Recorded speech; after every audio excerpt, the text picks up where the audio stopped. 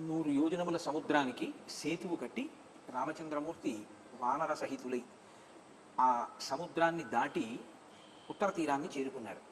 ఉత్తర తీరాన్ని చేరుకున్న తర్వాత అద్భుతము దుష్కరము అయినటువంటి ఆ కార్యాన్ని చూసినటువంటి వారి దేవతలు, సిద్ధులు, చారణులు, మహర్షులు మొదలైనటువంటి వారు వేర్వేరుగా పవిత్ర జనములతో రామచంద్రమూర్తిని అభిషేకించి ఆయనతో ఒక మాట అంటున్నారు.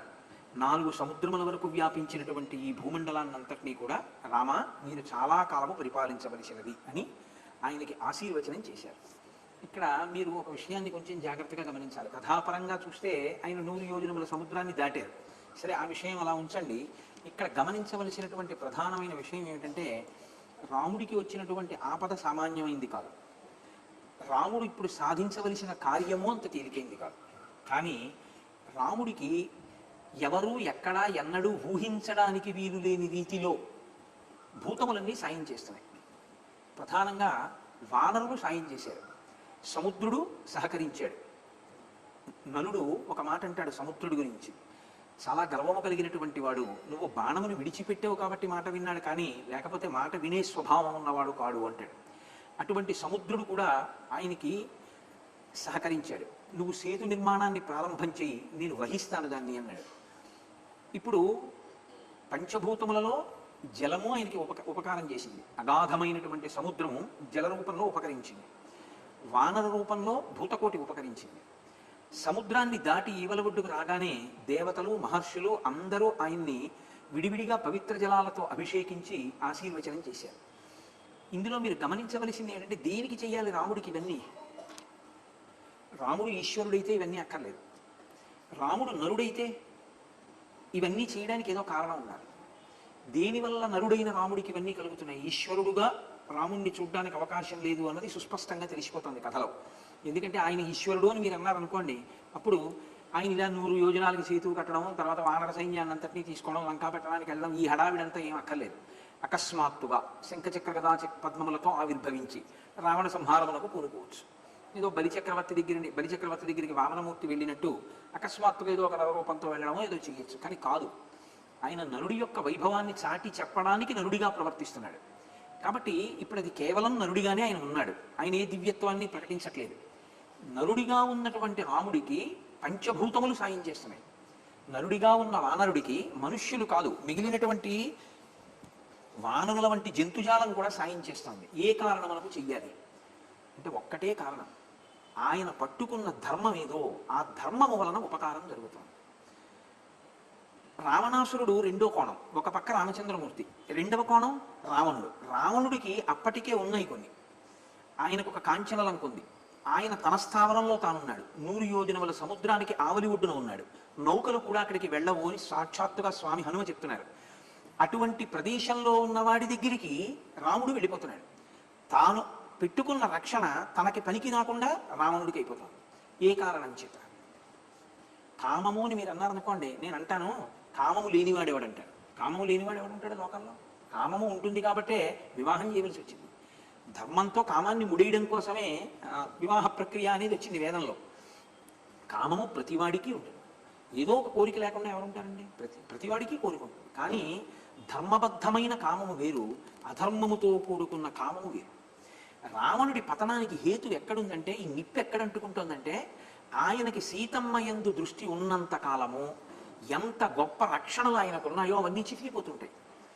రాముడు ధర్మమునకు ఎంత కాలము కట్టుబడి ఉంటాడో అంతకాలము ఎంత చితికితే అంత రక్షణ వస్తుంది.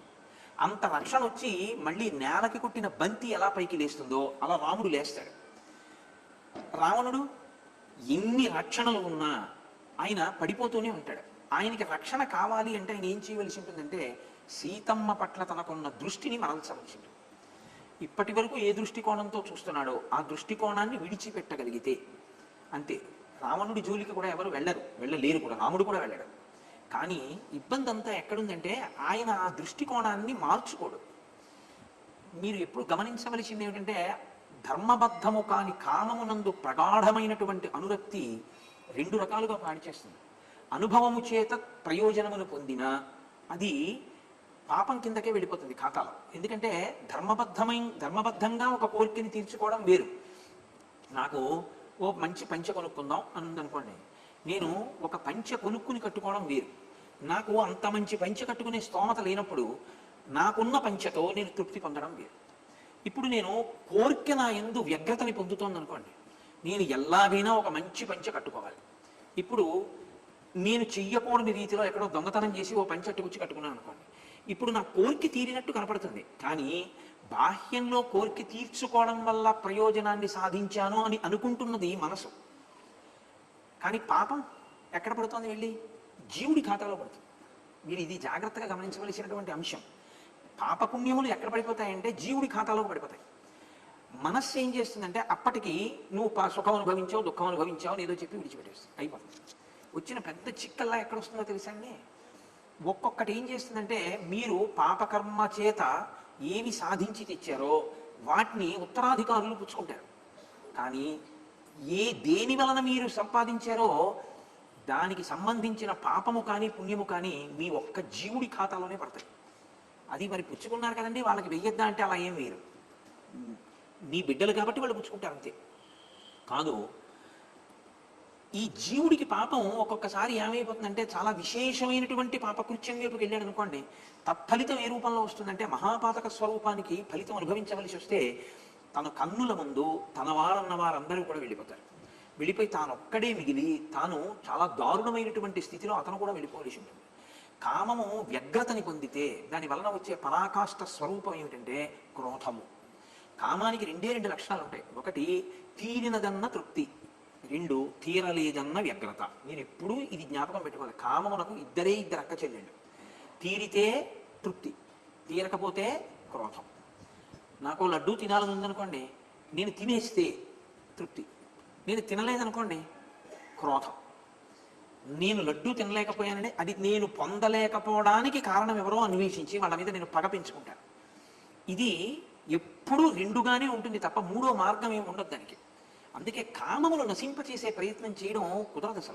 అసలు కామం లేకుండా ఉంటాను అని ఎవరైనా అన్నా అనుకోండి, అసంభవమైనటువంటి విషయం. మీరు ఉండలేరు అలాగా. కాబట్టి కామాన్ని ఏం చేయాలంటే ధర్మబద్ధమైన కామంగా తిప్పేసేయాలి. తిప్పేస్తే ఏమవుతుందో తెలుసా అంటే మోక్షానికి మార్గం అయిపోతుంది. మీరు శరీరాన్ని కూర్చోబెడతారేమో, మనసుని ఏం చేస్తారా? అది ఉండదుగా, ఖాళీగా. కాబట్టి ఇప్పుడు ఏం చేయాలంటే ఏ మనస్సు శరీరాన్ని వాడుతోందో ఆ మనసుని ధర్మబద్ధమైనటువంటి కామానుభవము వైపుకి మీరు ప్రచోదనం చేయాలి. దీనికి లక్ష్యం దేని వలన శుద్ధిని పొందుతుందో తెలుసా అండి? అప్పుడు ఒక్క మాట చేతే పొందుతుంది, తృప్తి. తృప్తి అన్నది మీరు పొందవలసి ఉంటుంది. అందుకే అర్థమనర్థం భావయ నిత్యం అంటారు శంకరాచార్య వారు. అర్థం అనర్థం అంటే అర్థం అన్ని వేళలా అనర్థం కాదు. అర్థమునందు వ్యామోహము, దాచిపెడదామన్న తాపత్రయము ధర్మ వ్యతిరిక్తమైన మార్గంలో ఆర్జించి వ్యయం చేయడం ప్రమాదం. కానీ ధర్మబద్ధమైన ఆర్జన, ధర్మబద్ధమైన వ్యయం ఎప్పుడూ పాడు చేయవు మనిషిని. అంటే కామమును మీరు ధర్మబద్ధం చేయాలి. అంటే అది అధర్మం కాదు అన్నది ఏది ఉంటుందో అది మీరు అనుభవిస్తే అది మిమ్మల్ని ఏమీ పాడు చేయదు. అంటే నా భార్య యందు నాకు కామం ధర్మబద్ధం. ఇదే సీతమ్మ తల్లి చెప్తుంది, నివర్తయ మనోమత్త స్వజనే క్రియతాం మనః. నాకు ఒక చక్కెర పొంగల్ తినాలనుంది, నాకున్న దాంతో వండుకుని నేను ఈశ్వరుడికి నైవేద్యం పెట్టుకుని నేను తిన్నాను అనుకోండి ప్రసాదంగా. రేపు ఒక పని చేద్దాం, పాయసం నివేదన చేసి అది తీసుకుని బయలుదేరదాం. శరీరాన్ని పోషించాలి కాబట్టి ప్రొద్దున్నే బయలుదేరే ముందు కాస్త పాయసం పుచ్చుకుని వెడదాం అన్నాను అనుకోండి. పాయసం మనం తిని వెడదాం అన్నాను అనుకోండి, దోషం. పాయసం ఈశ్వరు నివేదన చేసి ఈశ్వరుడి యొక్క ప్రసాదాన్ని పుచ్చుకుని వెడదాం అన్నాను అనుకోండి, ధర్మబద్ధం. మీరు ముడి వేయడం రావాలి మీకు, అంతే. మీకు ముడి వేసుకుంటే మనసు ఏం చేస్తుందంటే తిరగబడుతుంది. దానికి ఉన్న లక్షణం ఏంటంటే అది ధర్మబద్ధం చేస్తే కామాన్ని అది తృప్తి పొందదు. అది ఏం చేస్తుందంటే ఏది అధర్మమో దాన్ని అడుగుతుంది. నువ్వు ఇలా ఉండు అని మీరు అన్నారు అనుకోండి, నేను ఇలా ఉండను, నాకు అది కూడా కావాలంటుంది. అప్పుడు మీరు నోరు మొయ్యి అని దాన్ని ఒక్క ముట్టికాయ కొట్టి కూర్చోబెట్టడం అలవాటు చేయాలి. చేస్తే దానికి లక్ష్యం ఏం చెప్తారో తెలుసా అండి పెద్దలు? తృప్తి. దేని వలన తృప్తి? ధర్మబద్ధంగా అనుభవిస్తున్నానన్న దానికి తృప్తి.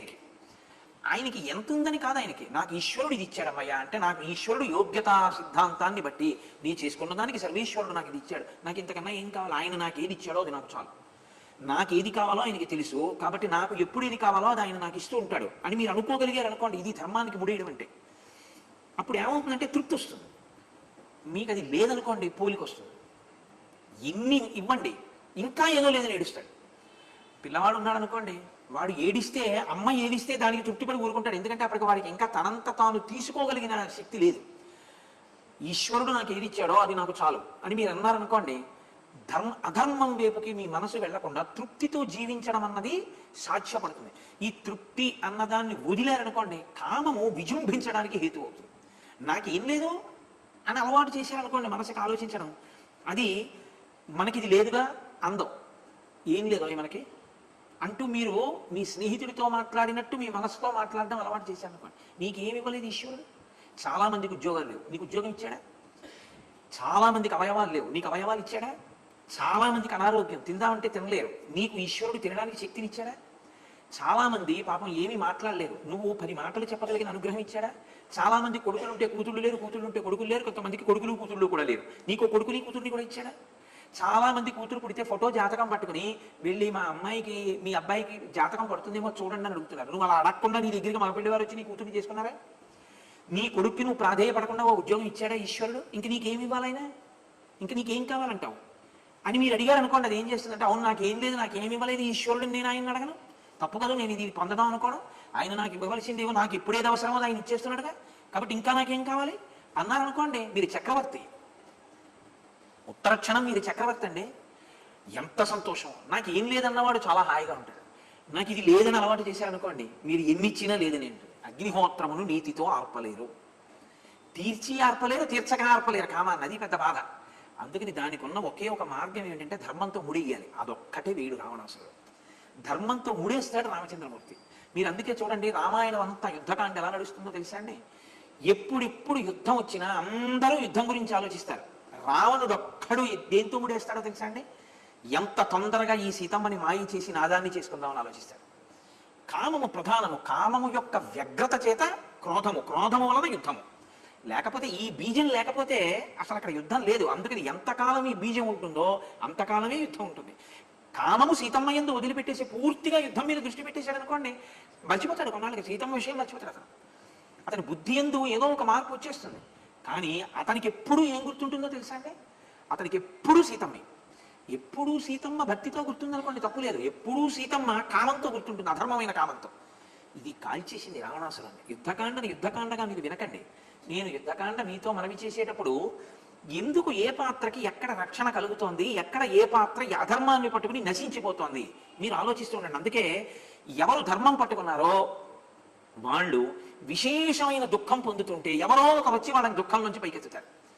నేను చాలా గొప్పగా మోసం చేస్తున్నాను, నా కోరిక తీర్చుకోవడానికి ఇప్పుడు నేను పండిన వ్యూహాన్ని భేదించడం ఎవరికీ సాధ్యం కాదని అధర్మాన్ని పట్టుకుని వ్యూహరచన చేసిన వాడు చాలా బాగా సాధించేస్తున్నాను అనుకునేటప్పటికీ వైక్లభ్యం వస్తుంది.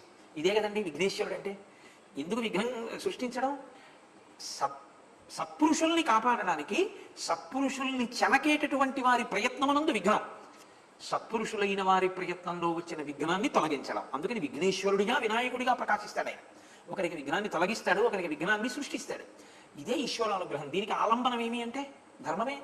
ధర్మమే ఆలంబనమై ఉంటుంది. అందుకే మీకు దీని పేరే సనాతన ధర్మము. ఇక్కడ ఇప్పుడు ఏం మాట్లాడతారంటే ఒక్క ధర్మమే మాట్లాడతారు. ఇది ఒకటే నువ్వు పట్టుకో, ఎట్నుంచి ఎటు రానివ్వండి ఇదే చెప్తారు. ఇది మీరు విడిచిపెట్టి ఇంకేమైనా చెప్పడం మొదలుపెట్టారనుకోండి, పొరపాటు జరిగిపోయినట్టే లెక్క. మీరు ఎట్నుంచి ఎటుకి చెప్పినా ఋషి హృదయం ఎప్పుడు ఏమై ఉంటుందంటే ధర్మాన్ని ప్రబోధించడమే. విన్నవాడు, చదివినవాడు ధర్మానురక్తిని పొందడమే. అలా ఒక్కడు ధర్మాన్ని పట్టుకోగలిగితే చాలు, వాడి జీవితం సుఖశాంతులతో ఉంటుంది, వాడి చుట్టూ ఉన్నవాళ్ళు సుఖశాంతులతో ఉంటారు. అందుకే ధర్మ ప్రబోధమే జరుగుతూ ఉంటుంది రామాయణంలో. కాబట్టి ఆ సేతు నిర్మాణం జరిగింది అంటే దుష్కరమైన పని, అసాధ్యమైన పని సాధ్యమైంది అంటే కేవలము రాముని యొక్క ధర్మనిరతి. ఈ వలివుడ్డుకి చేరగానే ఆయనకి ఋషుల యొక్క ఆశీర్వచనము లభించింది. అక్కడ రావణుడు మహర్షి ఇద్దరినీ చూపిస్తుంటారు. ఓ సర్గలో ఈయన్ని చూపిస్తారు, ఓ సర్గలో ఆయన్ని చూపిస్తారు. ఇది ఎలా ఉంటుందంటే, మీరు శ్రీరామాయణాన్ని చదివేటప్పుడు మీరు బాగా నిశితంగా చదువుకుంటే మీకు ఒక గొప్ప నాటకాన్ని చూస్తున్నట్లు ఉంటుంది. ఇప్పుడు ఆయన అవనికని ఎటువైపుకి ఎత్తారంటే రావణాసురుని యొక్క అంతఃపురం వైపుకి తీసుకెళ్లారు.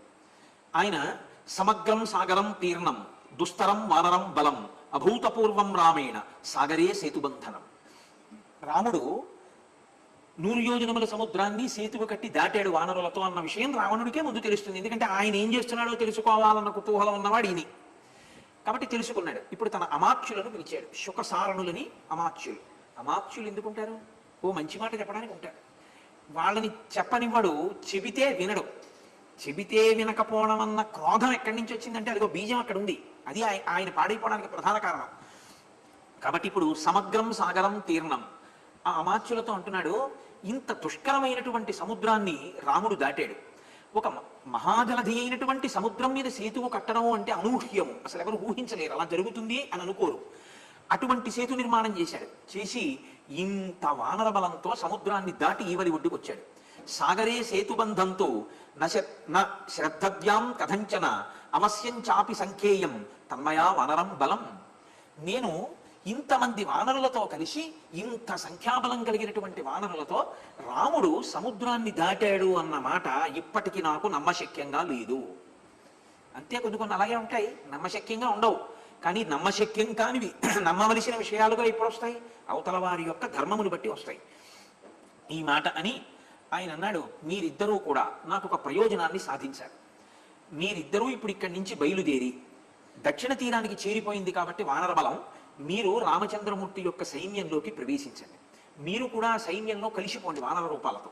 కలిసిపోయి అక్కడ ఎవరున్నారు, ఎవరెవరు ఎంత బలవంతులు, ఎవరి వెనక ఎంతమంది అనుచరులు ఉన్నారు, ఎవరెవరి సామర్థ్యం ఎటువంటిది, ఎవరెవరు ఏ విధంగా వ్యూహరచన చేస్తున్నారు, ఈ విషయాలన్నిటినీ బాగా తెలుసుకుని నా దగ్గరికి రావలసింది. ఇప్పుడు ఆ శుకసారణులు ఇద్దరు వానర రూపాలను ధరించి వానర సైన్యంలో కలిసిపోయారు. ఇన్ని కోట్ల కోట్ల వానరములు అన్ని ఒక చోటు నుంచి వచ్చినవి కావు, ఒక్కొక్కరు ఒక్కొక్క చోటు నుంచి భూమండలం అంతటి నుంచి ఆ వానరములను తీసుకొచ్చారు.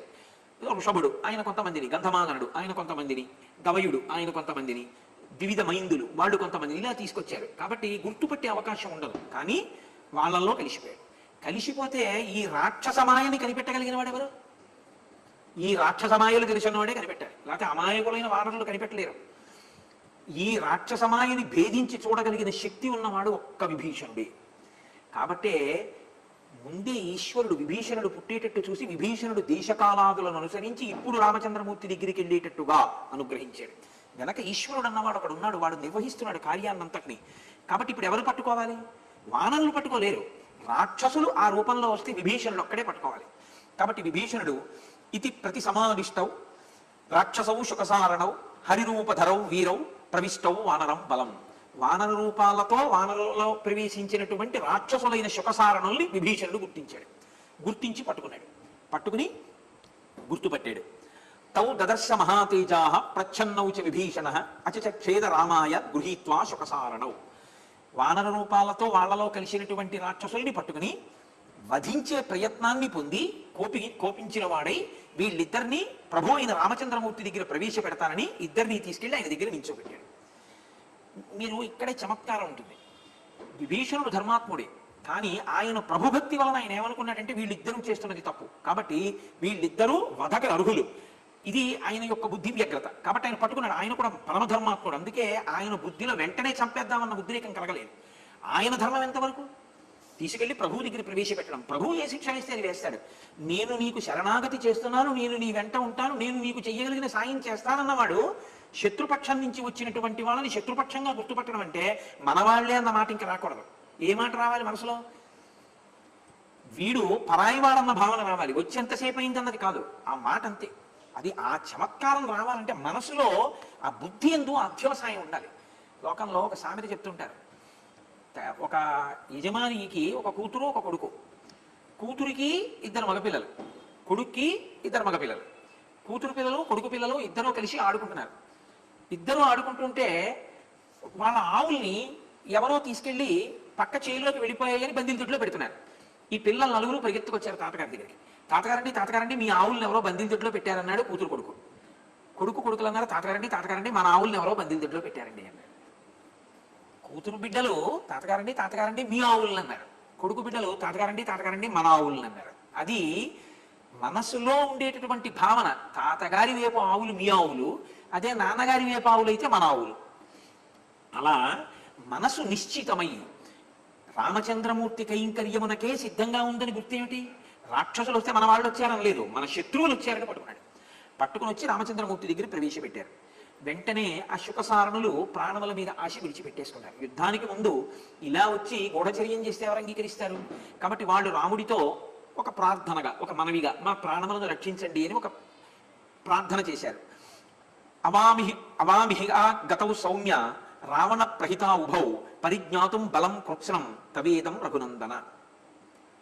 మేము అవామిహాగతౌ, మేము ఇక్కడికి దేని కొరకు వచ్చాము అంటే రావణుని యొక్క పనుపున వచ్చాం. వచ్చి మీ బలాన్నంతటినీ లెక్క కట్టే ప్రయత్నం చేశాం. కాబట్టి ఓ మహానుభావ రామచంద్ర, మమ్మల్ని క్షమించు, మమ్మల్ని ప్రాణములతో విడిచిపెట్టు. ఇప్పుడు వాళ్ళ మనసులో కోరిక ఎంతవరకు అంటే రాముడు విడిచిపెట్టేస్తే చాలు. కానీ రాముడు అన్నాడు, ఇది దుష్టం బలం కృత్స్నం వయం వా సుపరీక్షితా యథోక్తం వా కృతం కార్యం చందత ప్రతిగమ్యతాం. మీరు ఏ ప్రయత్నం మీరు ఇక్కడికి వచ్చారు? మా వానర సైన్యం అంతా ఎంత ఉంది, ఎంతంత బలవంతులు ఉన్నారు, ఇది చూడడానికి కదా వచ్చారు. అది అయిపోయిందా చూడడం? బాగా చూశారా? లేకపోతే ఇంకా చూడవలసినవి ఏమైనా ఉండిపోయా? అదకించి అదృష్టం వా భూయస్తద్రష్టుమర్హత విభీషణో నా కార్స్మేన భూయ సందర్శయిష్యతి. ఒకవేళ మీరు చూడవలసినది ఏదైనా ఇంకా మిగిలిపోయి ఉంటే, మీరు పూర్తిగా చూసి ఉండకపోతే నాకు చెప్పండి, విభీషణుడిచ్చి పంపిస్తాను. ఇంకా మీరు ఏవేవి చూడలేదో అవన్నీ మీకు చూపిస్తాడు. ఇప్పుడు వాళ్ళు తెల్లబోయారు, ఇదేంటి, మమ్మల్ని చంపవలసిన వాడు ప్రాణాలతో విడిచిపెట్టడం కాకుండా మీకు విభీషణుడిని సాయం ఇస్తాను, చూపిస్తాడు, వానర సైన్యాన్ని అంతటినీ చూసి రండి అంటాడేమిటి అని నచేదం గ్రహణం ప్రాప్య భేత్తవ్యం జీవితం ప్రతి న్యస్త శస్త్రౌ గృహీతౌ వా నదూతౌ అథమర్హతి. మీ దగ్గర అస్త్రములు లేవు, శస్త్రములు లేవు. అస్త్రశస్త్రములు లేని వాడిని చంపడం ధర్మం కాదు. కాబట్టి ఆ కారణం చేత నేను మిమ్మల్ని చంపను. పైగా మీరు రావణాసురుని చేత వినియోగింపబడ్డారు, వెళ్ళి చూసి రమ్మని. ఇప్పుడు నేను కొన్ని మాటలు చెప్తాను, వెళ్ళి రావణాసురుడికి చెప్పండి. ఇప్పుడు దూతకృత్యంలో ఉన్నవారు కాబట్టి మిమ్మల్ని అసలు చంపకూడదు. అస్త్రశస్త్రములు లేని వాళ్ళు కాబట్టి మిమ్మల్ని నేను అసలు చంపను. ప్రాణముల కోసం నా దగ్గరికి వచ్చి ప్రార్థన చేసి ఏడిచిన వాడిని నేను చంపను. కానీ మీరు ఏ కార్యం మీద వచ్చారో ఆ కార్యం కూడా పూర్తి చేసుకుని వెళ్ళండి. చూడకపోతే చెప్పండి, మీరు అన్ని చూద్దురు కానీ నేను విభీషణుడిని ఇచ్చి పంపిస్తాను. ఇక్కడి నుంచి బయలుదేరి మీరు లంకాపట్టణానికి వెళ్ళిపోయిన తర్వాత మాత్రం ఒక మాట చెప్పండి, వానర సైన్యాన్ని అంతటినీ చూశాక. దాస్తే దాగేదా సైన్యం? అది ఏమైనా చిన్న నల్లపూస ఎక్కడో పెట్టి దాచడానికి? ఎలాగో రావణాసురుడికి తెలిసేదే. నేను వచ్చింది ప్రకటనంగా, ఏ ప్రయోజనం కోసం వచ్చాను అన్నది అందరికీ తెలుసున్న విషయమే. కాబట్టి ఇక్కడి నుంచి వెళ్ళి నువ్వు రావణాసురుడికి చెప్పు, ప్రవిశ్య నగరీం లంకాం భవద్భ్యాం ధనధానుజ వక్తవ్యో రక్షసాం రాజా యథోక్తం వచనం మమ యద్బలంచ సమాశ్రిత్య సీతాం మే హృతమానసి తద్దర్శ యథా కామం ససైన్య సహబాంధవ. మీరు రావణుడితో ఏం చెప్తారంటే, ఏ శక్తిని, ఏ సైన్యాన్ని, ఏ బలాన్ని చూసుకుని నిన్ను నువ్వు రక్షించుకోగలననుకుని నువ్వు సీతమ్మను అపహరించావు. ఏ బలాన్ని చూసుకుని అపహరించావో ఆ బలాన్నంతటినీ తీసుకుని వచ్చి ఈ వానర సైన్యాన్నంతటినీ చూడు. వాళ్ళని వీళ్ళని పంపక్కర్లేదు, నువ్వే రావచ్చు. వచ్చి చూడు ఒకసారి ఈ సైన్యాన్నంతటినీ. నిన్ను విడిచిపెట్టడం అన్నది మాత్రం జరగదని చెప్పానని చెప్పు. సీతమ్మని తీసుకెళ్ళాడు, సీతమ్మని రక్షించుకోవడం నా ధర్మం. కాబట్టి అధర్మం ఆయన చేశాడు, ధర్మమునందు నేనున్నాను. కాబట్టి నేను రావణ సంహారము చేసి తీరుతాను, లంకని నశింపచేస్తాను. ఒకవేళ నేను ఈ ధైర్యంతో తీసుకెళ్లాలని దేని పట్ల అనుకుంటున్నాడో ఆ బలంతో వచ్చి చూడమని వానర సైన్యాన్ని ఆయనే చూడొచ్చు. మీరెందుకు రావడం? మీరెందుకు ఇలా భయపడ్డం? ఇది ధర్మాన్ని పట్టుకున్న వాడికి ఉండేటటువంటి ధైర్యం. ఈ మాటలు చెప్తే వాళ్ళిద్దరు ఆశ్చర్యపోయారు, శుకసారములు. ఇప్పుడు వాళ్ళకి ఏం తెలిసిందంటే, బాహ్యంలో రామబలం, బాహ్యంలో వానర బలం కాదు, ఆంతరమైన రామబలం తెలిసింది. రాముడు నిజంగా లోపల రాముని యొక్క బలమేమి, ఆయన ధర్మమే ఆయన బలం. ఇది తెలుసుకున్న తర్వాత వాళ్ళు శ్లాఘించకుండా ఉండలేకపోయారు. బాహ్య బలం ఎక్కువ అనుకోండి, శ్లాఘించవచ్చు, శ్లాఘించకపోవచ్చు. కానీ యుద్ధానికి వచ్చినప్పుడు కూడా ఇంత ధార్మికంగా నిలబడగలిగినటువంటి లక్షణం ఉండడం, ఎప్పుడూ ధార్మికంగా జీవించగలగడం, మనిషి ఎంత కృతకృత్యుడై లోపల ఎంత ధృతి కలిగిన వాడు అయితే తప్ప సాధ్యమయ్యే విషయం కాదు. కాబట్టి ఆ వచ్చినటువంటి శుకసారణలు ఇది ప్రతిసమాదిష్టౌ రాక్షసౌ శుకసారణౌ జయేతి ప్రతినంద్యేతౌ రాఘవం ధర్మవత్సలం ఆగమ్య నగరీం లంకాం అబ్రూతాం రాక్షసాధిపం. వాళ్ళు జయ జయధ్వానములతో రామలక్ష్మణులు ఇద్దరికీ కూడా ఆశీర్వచనం చేసి మీకు జయము కలుగుగాక అని మంగళకరమైన వాక్కు పలికి అక్కడి నుంచి బయలుదేరి లంకాపట్టణాన్ని చేరారు. చేరిన తరువాత రావణుడు వీళ్ళని చూశాడు. ఇప్పుడు ఒక ధర్మనిష్ట కలిగినటువంటి వాడిని చూసి, ఇంత అధర్మాత్ముడైనటువంటి వాడిని చూసి, ఇద్దరి మధ్య ఉన్న భేదాన్ని గుర్తించిన వాడు ఆ కోణంలో మాట్లాడకుండా ఉండలేడు కదండి. అలా మాట్లాడకుండా ఉండగలిగాడు అనుకోండి, అతను కూడా ఇంకో రావణాసురుడిని గుర్తు. కాబట్టి ఇప్పుడు వాళ్ళు, నీవు చూసి రమ్మన్నావు కదా, మేము చూసి వచ్చాం, ఆ బలాన్ని మేము చెప్పలేము, అంత వానర బలం, అసలు మేము దైన్యాన్ని పొందాం, మాకు భయం వేసింది ఆ వానరుల్ని చూస్తే. గుహలు, పర్వతాలు, శిఖరాలు, వనాలు అంతటా నిండిపోయింది వానర సైన్యం. అంత సైన్యంతో ధీరోద్ధతుడైనటువంటి రామచంద్రమూర్తి లక్ష్మణమూర్తితో కలిసి వచ్చి ఉన్నారు. కాబట్టి యుద్ధంలో నువ్వు జాగ్రత్త పడవలసి ఉంటుంది. నీకు రెండే రెండు మార్గాలు ఉన్నాయి. ఒకటి సీతమ్మని పట్టుకెళ్ళి ఇచ్చేయడం, రెండు వాళ్ళు యుద్ధానికి రాకముందే నువ్వు యుద్ధానికి దిగి నిగ్రహించే ప్రయత్నం చేయడం. రావణ, నువ్వు ఆ ప్రయత్నం చేయవలసింది. అంటే ఆయన అన్నాడు, మీరు ఇంత గొప్పగా చెప్తున్నారు కదా, మీరు దగ్గరుండి చూసొచ్చారు కదా, అందులో ఏ వీరులు ఎవరో ఎవరి బలం ఏమిటో నాకు తెలియచేయండి అని ఒక్కసారి తన అంతఃపురం యొక్క మేడెక్కాడు శుకసారణలతో కలిసి. అడిగిన వాడెవరు చెప్పమని? రావణుడే. అడిగిన తరువాత ఉన్న మాట ఉన్నట్టు చెప్పాలా వద్దా? ఉన్నమాట ఉన్నట్టు చెప్పవలసి ఉంటుంది. కాబట్టి ఇప్పుడు శుకసారణులు ఇద్దరు చేసిన దోషం ఏముంటుంది? వాళ్ళు ఒక్కొక్కరిని చూపుడు వేలు పెట్టి రావణుడు చూపిస్తున్నాడు, ఈయన ఎవరు, ఈయన ఎవరు, ఈయన ఎవరు అని అడుగుతున్నాడు. ఈయన చూపుడు వేలు ఎవరి మీద చూపించాడో వాళ్ళ గురించి శుకసారణులు చెప్తున్నాడు. చెప్పేటప్పుడు నీలుడు, అంగదుడు, నలుడు, శ్వేతుడు, కుముదుడు, రంభుడు, శరభుడు, పనసుడు, వినతుడు, హరుడు, ధూమ్రుడు, జాంబవంతుడు, దంభుడు, సన్నాదుడు, క్రధనుడు, ప్రమాది, గజుడు, గవాక్షుడు, మైందుడు, ద్వివిధుడు, హనుమ, వీళ్ళందరి గురించి వాళ్ళు వర్ణించారు. వర్ణించేటప్పుడు వీళ్ళు ఎవరైనా సామాన్యమైన వ్యక్తులా? వీళ్ళకి గోళ్ళు ఆయుధాలు, శిలలు ఆయుధాలు, వృక్షములు ఆయుధాలు, కొండలు పిండి చేయగలరు, పర్వత శిఖరములను ఎత్తేయగలరు. వీళ్ళు తమ పాదముల యొక్క ఘట్టనల చేత శిఖరములను కూడా కూలద్రోయగలరు, భూమిని పర్వతములను చూర్ణం చేయగలరు. అంత పౌరుష పరాక్రమాలు కలిగిన వాళ్ళు ఒక్కొక్కళ్ళ వెనక కొన్ని కోట్ల మంది వానరులు అనుగమించి వచ్చారు అని వాళ్ళ యొక్క వైభవాన్ని చెప్తూ హనుమద్వైభవం గురించి విశేషంగా చెప్పారు. ఈయనొక్కడే మహానుభావుడు, 100 యోజనముల సముద్రాన్ని గడచి వచ్చి సీతమ్మ తల్లి దర్శనం చేసి మాట్లాడి నీతో రాయబారం చెప్పి మరీ వెళ్ళినవాడు, లంకాదహనం చేసినవాడు. ఇప్పుడు వాళ్ళ గురించి శుకసారణులు చెప్పినటువంటి మాటలన్నీ వింటున్నాడు రావణాసురుడు. చిట్ట చివర రామలక్ష్మణుల గురించి చెప్పవలసి వచ్చింది. వాళ్ళు అన్నారు, యశ్చైషోనంతర శూర శ్యామ పద్మనిభేక్షణ ఇక్ష్వాకూణామతిరథో లోకే విఖ్యాత పౌరుష యస్మిన్న చలతే ధర్మో యో ధర్మం నాతివర్తతే యో బ్రహ్మమస్త్రం వేదాంశ్చ వేద వేద విదాంబర యో భింద్యాద్ గగనం బాణైః పర్వతానపి దారయేత్ యస్య మృత్యోరివ క్రోధః శక్రస్యేవ పరాక్రమః యస్య భార్యా జనస్థానాత్ సీతాచాపహృతాత్వయ స ఏష రామస్త్వాం యోద్ధుం రాజన్ సమభివర్తతే. వాళ్ళు అడిగో, మహానుభావుడు అక్కడ ఉన్నాడే, నీలమేఘఛాయతో నిలబడినటువంటి వాడు, విశేషమైనటువంటి కాంతితో ప్రకాశిస్తున్నవాడు, ఇక్ష్వాకు వంశంలో జన్మించినటువంటి కీర్తివంతుడు, ఎవరు ఎప్పుడూ ధర్మాన్ని అతిక్రమించడో, ఆయనే రాశీభూతమైనటువంటి ధర్మముగా ఉన్నవాడు, అధర్మము ఆయనని చేరలేదు, అటువంటి వాడే రామచంద్రమూర్తి. ఆ రాముడు తన బాణ పరంపరల చేత ఎవరి మీద కోపగించాడో వాళ్ళని సాక్షాత్తు మృత్యురూపంగా చెనకగలిగినటువంటి సమర్థత కలిగినటువంటి వాడు. ఆయనే తలుచుకుంటే ఇన్ని కోట్ల మందినైనా తెగటార్చగలడు, సమస్త భూతములను క్షోభింప చేయగలడు, అంతటి శక్తివంతుడు. అడిగో, అలా నిలబడినటువంటి ఆ రామచంద్రమూర్తి ఇల్లాలైన సీతమ్మనే నువ్వు జనస్థానం నుంచి అపహరించి తెచ్చి అశోకవనంలో పెట్టావు. కాబట్టి ఆ కారణం చేతనే రాముడు ఇప్పుడు యుద్ధానికి వచ్చి నిలబడి ఉన్నాడు అని చెప్పారు. ఇందులో ఏమైనా దోషం ఏమైనా ఉందా ఈ చెప్పిన మాటలో? అందులో వాళ్ళు చెప్పిన దాంట్లో యుద్ధమునకు కారణాన్ని వాళ్ళు చెప్పారు. రాముడు యుద్ధమునకు వచ్చిన కారణం సందేశాత్మకంగా రాముడు చెప్పమన్నది ఏదో దానినే వాళ్ళు అక్కడ ఆవిష్కరించారు. చెప్తూ యస్యేష దక్షిణే పార్శ్వే శుద్ధ జంబూ నద ప్రభ విశాలవక్షస్తామ్రాక్షో నీలకుంచితమూర్తజ ఏషోస్య లక్ష్మణో నామ భ్రాతా ప్రాణసమప్రియ నయే యుద్ధే చ కుశల సర్వశాస్త్ర విశారద అమర్షీ దుర్జయో జేత విక్రాంతో బుద్ధిమాన్ బలి రామస్య దక్షిణో బాహు నిత్యం ప్రాణో బహిశ్చర న ఏష రాఘవస్యార్థే జీవితం పరిరక్షతి ఏషైవాశంశతే యుద్ధే నిహంతుం సర్వరాక్షసాన్.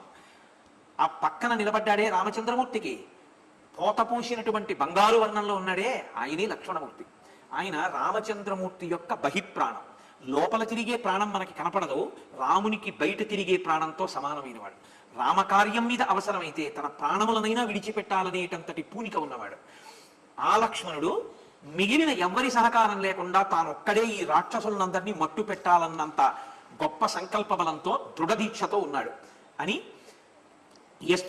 ఎస్తు సవ్యమసౌ పక్షం రామస్యాశ్రిత్య తిష్టతి రక్షోగణ పరీక్షిప్తో రాజా హ్యేష విభీషణ. వాళ్ళు అన్నారు, అది రాముడి పక్కన నిలబడున్నాడే, నీకు తెలుసు ఆయనే రాజైన విభీషణుడు. ఇది చురుక్కు అంటుంది కదండి రావణాసురుడికి. తన తమ్ముడు తనని విడిచిపెట్టి వెళ్ళాడు, దేనికి రాజు? వాళ్ళు దేనికి రాజో చెప్తున్నారు. ఎందుకు చెప్తున్నారు? అలా రాచపదవిని రాముడు అనుగ్రహించాడు ఆయనకి, అది ఆయనకి చెందకూడదంటే నువ్వు ధర్మం పట్టుకోవాలి. కాబట్టి ఇప్పుడు వాళ్ళు అన్నారు, శ్రీమతారాజరాజైన లంకాయాం అభిషేచిత త్వామేవ ప్రతి సంరబ్ధో యుద్ధాయైషోభివర్తతే. వాళ్ళ దృష్టికోణంలో చూసినప్పుడు ఆయన రాజైన విభీషణుడే. రాజైన విభీషణుడు రాముడి పక్కన నిలబడి ఉన్నాడు.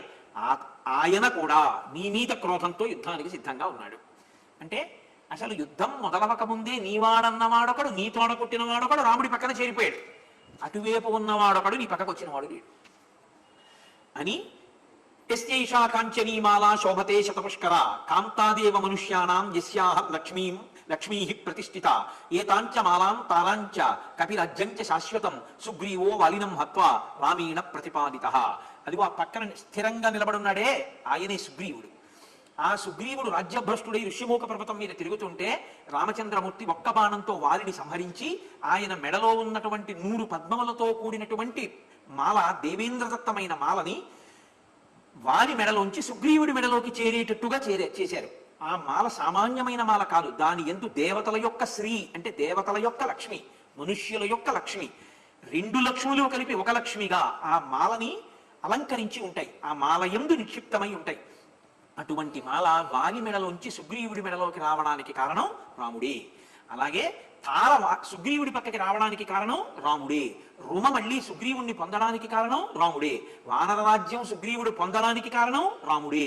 అదిగో అలా రాముని చేత సమస్తము పొంది ఆనందించి కృతజ్ఞతాభావము పెంచుకున్నటువంటి కింకరుడైన సుగ్రీవుడు పక్కన నిలబడి ఉన్నాడు. ఇవన్నీ రామచంద్రమూర్తి సాధించినటువంటి విజయాలు.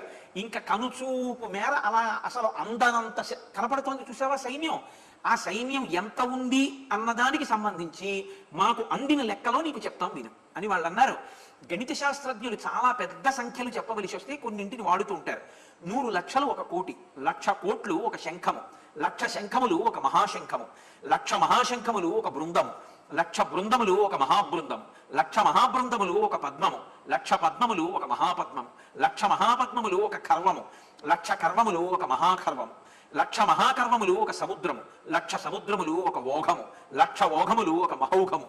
ఈ విధంగా 1000 కోట్లు, 100 శంఖములు, 1000 మహాశంఖములు, 100 బృందములు, 1000 మహాబృందములు, 100 పద్మములు, 1000 మహాపద్మములు, 100 కర్వములు, 100 సముద్రములు, 100 మహౌఘములు, 1,000,000 మహౌఘములు. ఇలా ఇంకా నేను చెప్పడం సంఖ్య చేత కాదులే రావణ, అంత వానర సైన్యం ఉంది అని చెప్పాను. ఇది సహజంగా రావణాసురుడికి, మదోన్ముక్తుడైన వాడికి వాళ్ళని నేను చెప్పమంటే వేలు చూపించి అడిగితే వాళ్ళు చెప్పారు తప్ప ఇందులో వాళ్ళు సొంతంగా వాళ్ళు పొగిడిందే ఉంది. నేను మేడ మీదకి తీసుకొచ్చి అడగకపోతే వాళ్ళు ఏం చెప్తారు, వాళ్ళు చెప్పి వెళ్ళిపోతారు అని అనుకోవాలి. కానీ సత్యాన్ని గ్రహించేటటువంటి దృష్టిలో ఆయన లేడు. కాబట్టి ఆయన అన్నాడు, రాజు నిగ్రహానుగ్రహ సమర్థుడన్న విషయం మీకు తెలియదా? రాజు తెలుసుకుంటే అభ్యున్నతిని కల్పించగలడు. రాజు తెలుసుకుంటే మూలఘాతి శరీరాన్ని తీసేయగలడు. విప్రియం నృపతేర్ వక్తుం నిగ్రహ ప్రగ్రహే ప్రభోహో. ప్రభువుకి ఇష్టం లేని మాటలు మాట్లాడిన వాణ్ణి నిగ్రహించగలిగినటువంటి శక్తి ప్రభువుకు ఉంటుంది. ప్రభువుకి ఇష్టమైన మాటలు మాట్లాడే వాణ్ణి అనుగ్రహించగలిగినటువంటి శక్తి కూడా ప్రభువుకు ఉంటుంది. రిపూణాం ప్రతికూలానాం యుద్ధార్థం అభివర్తతాం ఉభాభ్యాం సదృశం నామా వక్తుం అప్రస్తవేస్తవం ఆచార్య గురవో వృద్ధా వృద్ధావాం పర్యుపాసితాః సారం యద్రాజశాస్త్రాణాం అనుజీవ్యం నగృహ్యతే గృహీతో మాన విజ్ఞాతో భారో జ్ఞానస్య మోహ్యతే. మీరు గురువుల్ని పెద్దల్ని సేవించి నేర్చుకోవలసినటువంటి విషయములలో మొట్టమొదటి విషయం వినయంతో రాజైన వాడి దగ్గర ఎలా ప్రవర్తించాలో తెలుసుకుని ఉండడం. మీరు గురువుల దగ్గర పెద్దల దగ్గర చదువుకున్నారు. నేను అనుకుంటున్నాను మీరు చదువుకున్న చదువు మరిచిపోయారనుకుంటున్నాను. అందుకే యుద్ధం ముందు ప్రతివీరులైన వారి గురించి ఇంత స్తోత్రం చేసి నా దగ్గర మాట్లాడతారా? వాళ్ళు ఇంత గొప్పవాళ్ళని నాతో అంటారా? మీరు హన్యామహం తిమౌ పాపౌ శత్రుపక్ష ప్రశంసకౌ ఇది పూర్వోపకారైర్మే క్రోధో మృదుతాం మృజేత్. మీరిద్దరూ మాట్లాడిన ఈ మాటలకు శత్రుపక్షాన్ని మెచ్చుకున్నందుకు అసలు నేను మీ ఇద్దరి యొక్క కంఠములు తిరిగేయాలి. కానీ పూర్వకాలంలో మీరు నాకు చేసినటువంటి ఉపకారాలు కొన్ని నాకు జ్ఞాపకం వస్తున్నాయి. దానివల్ల మిమ్మల్ని చంపలేకపోతున్నాను. కాబట్టి హతావీవ కృతఘ్నౌతౌ మయి స్నేహ పరాన్ముఖౌ. మీరు ఎప్పుడైతే నా దగ్గర నిలబడి నా శత్రువుల్ని కీర్తించడం అన్న పద్ధతిని ఆచరించారో ఆనాడే కృతజ్ఞులై మీరు నా దృష్టిలో చచ్చిపోయారు. ఇక మిమ్మల్ని కొత్తగా చంపవలసిన అవసరం లేదు. ఇక ఎన్నడూ మీరు నా కంట పడకుండా ఇక్కడి నుంచి వెళ్ళిపోండి అన్నాడు. ఆ శుకసారణులు ఇద్దరు రాజుకి జయీభవ విజయీభవ అంటూ సిగ్గుతో తల వంచుకొని మెల్లమెల్లగా అడుగులు వేసి వెళ్ళిపోయారు. అంటే ఒకరు నిజానికి తమ ప్రభువు కాడు రామచంద్రమూర్తి, ఇంకొకడు తమ ప్రభువుని నమ్ముకుని ఊడిగం చేస్తున్నవారు. ఇప్పుడు వీళ్ళు ఎవరికి ఊడిగం చేస్తున్నాడో ఆయన ధర్మం ఎంత గొప్పదో తెలిసింది. వీళ్ళు శత్రువు అనుకుంటున్నవాడు ఎవరో ఆయన ధర్మం ఎంత గొప్పదో కూడా వాళ్ళకి అర్థమైంది. ఇటువైపు రావణాసురుని యొక్క ప్రవృత్తిని చూశారు, అటు రామచంద్రమూర్తి యొక్క ప్రవృత్తిని చూశారు. ఆయన మీరు ఇంకా చూశారో చూడలేదో బాగా చూడండి అని చెప్పాడు. రావణుడు చూసొచ్చిన విషయాన్ని ఆయనే వేలు పెట్టి చూపించి చెప్పమంటే చెప్పిన విషయానికి క్రుద్ధుడై మిమ్మల్ని చంపకుండా విడిచిపెడుతున్నాను, ఇంకెప్పుడు నాకు కనపడకండి అన్నాడు. అంటే రావణాసురుని యొక్క శీలాన్ని ఆవిష్కరించడానికి, రామరావణుల ఇద్దరి యొక్క ధర్మాల్ని, ఇద్దరి యొక్క నడవడిని పోల్చడానికి ఎంత గొప్పగా మహర్షి పక్క పక్కనే ఈ విశేషాలన్నింటినీ కూడా వర్ణన చేస్తారు. కాబట్టి ఇప్పుడు వాళ్ళు వెళ్ళిపోయిన తర్వాత అక్కడ ఉన్న సచివుల్ని పిలిచాడు. పిలిచి ఒక గూఢచారిని పిలవండి, పిలిచి ఆ గూఢచారుల్ని రామచంద్రమూర్తి యొక్క సైన్యంలోకి పంపి ఆ బలాబలాముల యొక్క విచారణ చేయించండి. అంటే మీరు ఇప్పుడు ఏమి తెలుసుకోవలసి ఉంటుంది? ఎందుకని మాటలు పంపడం? ఇప్పుడు అక్కడ అంత ఉందనుకోండి, మీరు ఎన్ని మాటలు వెళ్ళొచ్చినా అంతే ఉంటుంది కదా. ఇంకా యుద్ధం ప్రారంభం అవ్వలేదుగా, మనకు జరిగిపోయిందేమో అనుకోవడానికి అంతే ఉంటారు, వాళ్ళ బలం అలాగే ఉంటుంది. అంటే రావణాసురుడికి కావలసింది ఏమిటంటే సత్యం కాదు, తనకి ప్రీతిగా మాట్లాడు. ఇదే విభీషణుడు చెప్పాడు, నీలో ఉన్న దోషం ఏమిటో తెలుసా? నీకు ఏది ప్రీతో అది వినాలని కోరుకుంటావు, ఏది ధర్మమో అది వినాలని కోరుకోవట్లేదు. ఇది మనిషి జీవితంలో ఒక పెద్ద శాపం. ప్రిజుడీస్ అంటుంటారు ఇంగ్లీష్లో. అంటే ఏమవుతుందంటే ఏదో కారణానికి అభిమానం ఉంటుంది. ఒక్కొక్కసారి ఆ అభిమానానికి కారణం చెప్పడం కూడా కష్టం, కానీ ఏదో ఒకటంటే ఇష్టం.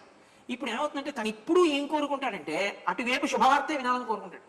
అది అధర్మమే కానివ్వండి, అటు శుభంగా ఉండాలని కోరుకుంటాడు. ఇప్పుడు అది శుభప్రదంగా లేదు అన్న మాట చెప్పడం సత్యం, అది బలంగా ఉంది అవతల వైపు పక్షం అని ఎవరైనా చెప్తున్నారనుకోండి, ఈయనకి ప్రీతికరంగా ఉండదని. కారణం ఏంటంటే తన ప్రీతి పక్కన పెట్టండి, ఉన్న విషయాన్ని ఉన్నట్టు సహేతుకంగా చూడగలిగిన ప్రజ్ఞ ఉంటే నువ్వు రాగద్వేషములతో అతుక్కోకుండా కేవలం సాక్షిగా గుణదోషములను విచారణ చేసి దాని వరకు ఎక్కడ వరకు గుణం ఉందో అక్కడ వరకు నువ్వు మొగ్గి, ఎక్కడ వరకు దోషం ఉందో అక్కడ నువ్వు ఖండించి నిలబడగలిగితే నీ ప్రాజ్ఞత. కానీ గుణము దోషముతో సంబంధం లేకుండా దోషములను కూడా గుణంగా చూడాలని ప్రవృత్తి బయలుదేరింది అనుకోండి, అవతల వాడికి ఏమీ అవదు, మీరే పాడైపోతారని గుర్తు. అది చాలా ప్రమాదకరమైన ధోరణి అండి మనిషి యొక్క మన ప్రవృత్తిలో. చాలా చాలా దోషభూయిష్టమైన విషయం. మీరు అందుకే చూడండి, ఎప్పుడు ఎంత మంచివాడమనివ్వండి, ఒక ఆయనంటే ఎట్టి పరిస్థితుల్లో ఇష్టపడరు కొంతమంది. ఆయన ఎంత ధర్మాత్ముడు కానివ్వండి, ఎంత మంచివాడు కానివ్వండి, ఆయన పేరు చెప్తే ఇష్టపడరు. ఎందుకు అలా ఇష్టపడకుండా ఉండడం అంటే లోపల పట్టుకున్నటువంటి రాగద్వేషాలు. దీనివల్ల ఏమవుతుందంటే అసలు ఎట్టి పరిస్థితుల్లో మీరు గుణమును చూడకుండా మీ దృష్టికోణాన్ని అడ్డేస్తుంది. ఇప్పుడు ఈ కళ్ళజోడు మీద ఒక చెమట బిందువు పడింది అనుకోండి, నాకు కనపడదు, నేను తీసి మళ్ళీ దాన్ని తుడుచుకుని పెట్టుకోవాలి. బుద్ధిని కూడా ఎప్పుడు ఒక మసక, ఒక తెర, అద్దమును మాగి మూసినట్టు ఒక మూత మూస్తుంది. అది ఏమిటో తెలుసా అండి? పక్షపాతము. అది చాలా విచిత్రంగా చేరిపోతుంది మనసులోకి. అది ఎందుకు చేరుతుంది అంటే మీరు సాధికారికంగా చెప్పడం కూడా చాలా కష్టం, కానీ మనిషి విచారణ చేత దాన్ని గెలవగలిగి ఉండాలి. అలా విచారణ చేసి గెలవలేకపోయాడు అనుకోండి, ఏమవుతుందో తెలుసా అండి? అది బుద్ధి ఎందు ఒక వైక్లభ్యంగా ఉండిపోతుంది. అది అంత మంచి పద్ధతి అంటే మంచి పద్ధతి కాదు. ఇదే రావణాసురుడితో వచ్చిన పెద్ద పేచి. అందుకు నన్ను ఈ మాటలు అంతమందిని పంపిస్తారంటే ఎవడో ఒకడు వచ్చి వాళ్ళందరూ ఎవరండి కోతులు, వాళ్ళని మీరు చేయకపోవడం ఏంటంటే మీరు వెళ్ళాలేంటి, ప్రహస్తులు చాలని ఎవరైనా అన్నాడు అనుకోండి, వెంటనే ఓ కంకణం తీసిస్తారు వాళ్ళకి. అది సత్యమా అసత్యమైన అనవసరం, అది అసత్యం అని ఆయనకి తెలుసు. లేకపోతే ఈ మాట ఎందుకన్నాడు? నేను ఇప్పుడు వినలేదు, 100 యోజనముల సముద్రాన్ని దాటి ఎలా వచ్చాడు రాముడు, ఇది దుస్సాధ్యమైన కార్యం అన్నాడు. అంటే ఎక్కడో మనసులో మూడు ఉంది, దాన్ని మూసేస్తాడు నోరు, దాన్ని అలా మాట్లాడనివ్వడం, దాన్ని అలా స్వేచ్ఛగా చక్కగా నిష్పక్షపాతంగా కూర్చొనివ్వడు, అలా విని నిర్ణయం చెయ్యనివ్వడు. ఇలా మూసేస్తుంటే ఏమవుతుందో తెలుసా అండి? దానివల్ల పతనం సంభవిస్తుంది. అలా చేసుకోకూడదు. అది యుక్తాయుక్త విచక్షణతో మంచి మాట మీలోంచే వస్తుంది, ఎక్కడి నుంచో వస్తుందని మీరు అనుకోకండి. మంచి మాట ఎక్కడి నుంచి వస్తుందో తెలుసా అండి? మీలోంచే వస్తుంది. మొదట వచ్చేది ఎక్కడి నుంచి వస్తుందంటే బయట నుంచి రాదు, మీలోంచి వస్తుంది. నేను ఒక చెడ్డ పని చేద్దామని అనుకున్నాను అనుకోండి, అంటే నేను అలా చెయ్యాలని కాదు, మీకు ఏదో ఒక ఉదాహరణ చూపించడానికి నేను చెప్పాల్సి వస్తుంది కాబట్టి చెప్తున్నాను. నేను రేపు ఏదో ఒక ప్రత్యేక ప్రసంగం చేస్తాను అని అన్నాను అనుకోండి, నేను చేస్తాను అన్నాడు, నా సంకల్పం చేద్దామని ఉంది, రేపు చెయ్యొద్దు అని వాళ్ళు అనిపించింది అనుకోండి. ఇప్పుడు చెయ్యొద్దు అని అనిపించినటువంటి దృష్టికోణంలో దాన్ని ఎలా తప్పించుకోవచ్చు అని నేను ఆలోచించాను అనుకోండి. ఇప్పుడు మొట్టమొదట తప్పలాగా ఎవరైనా అడిగారా నిన్ను అలా చేసి పెట్టమని? నువ్వు కదా చెప్పావు, నేను మీ అందరికి అటువంటి ఉపకారం చేస్తానని నువ్వే కదా అన్నావు. మరి ఇప్పుడు నువ్వే అసలు అందరికీ మంచి నేర్పుతానన్న వాడివి, దాన్ని ఎలా మానేద్దామని అన్వేషించడం ఎంత చెడు.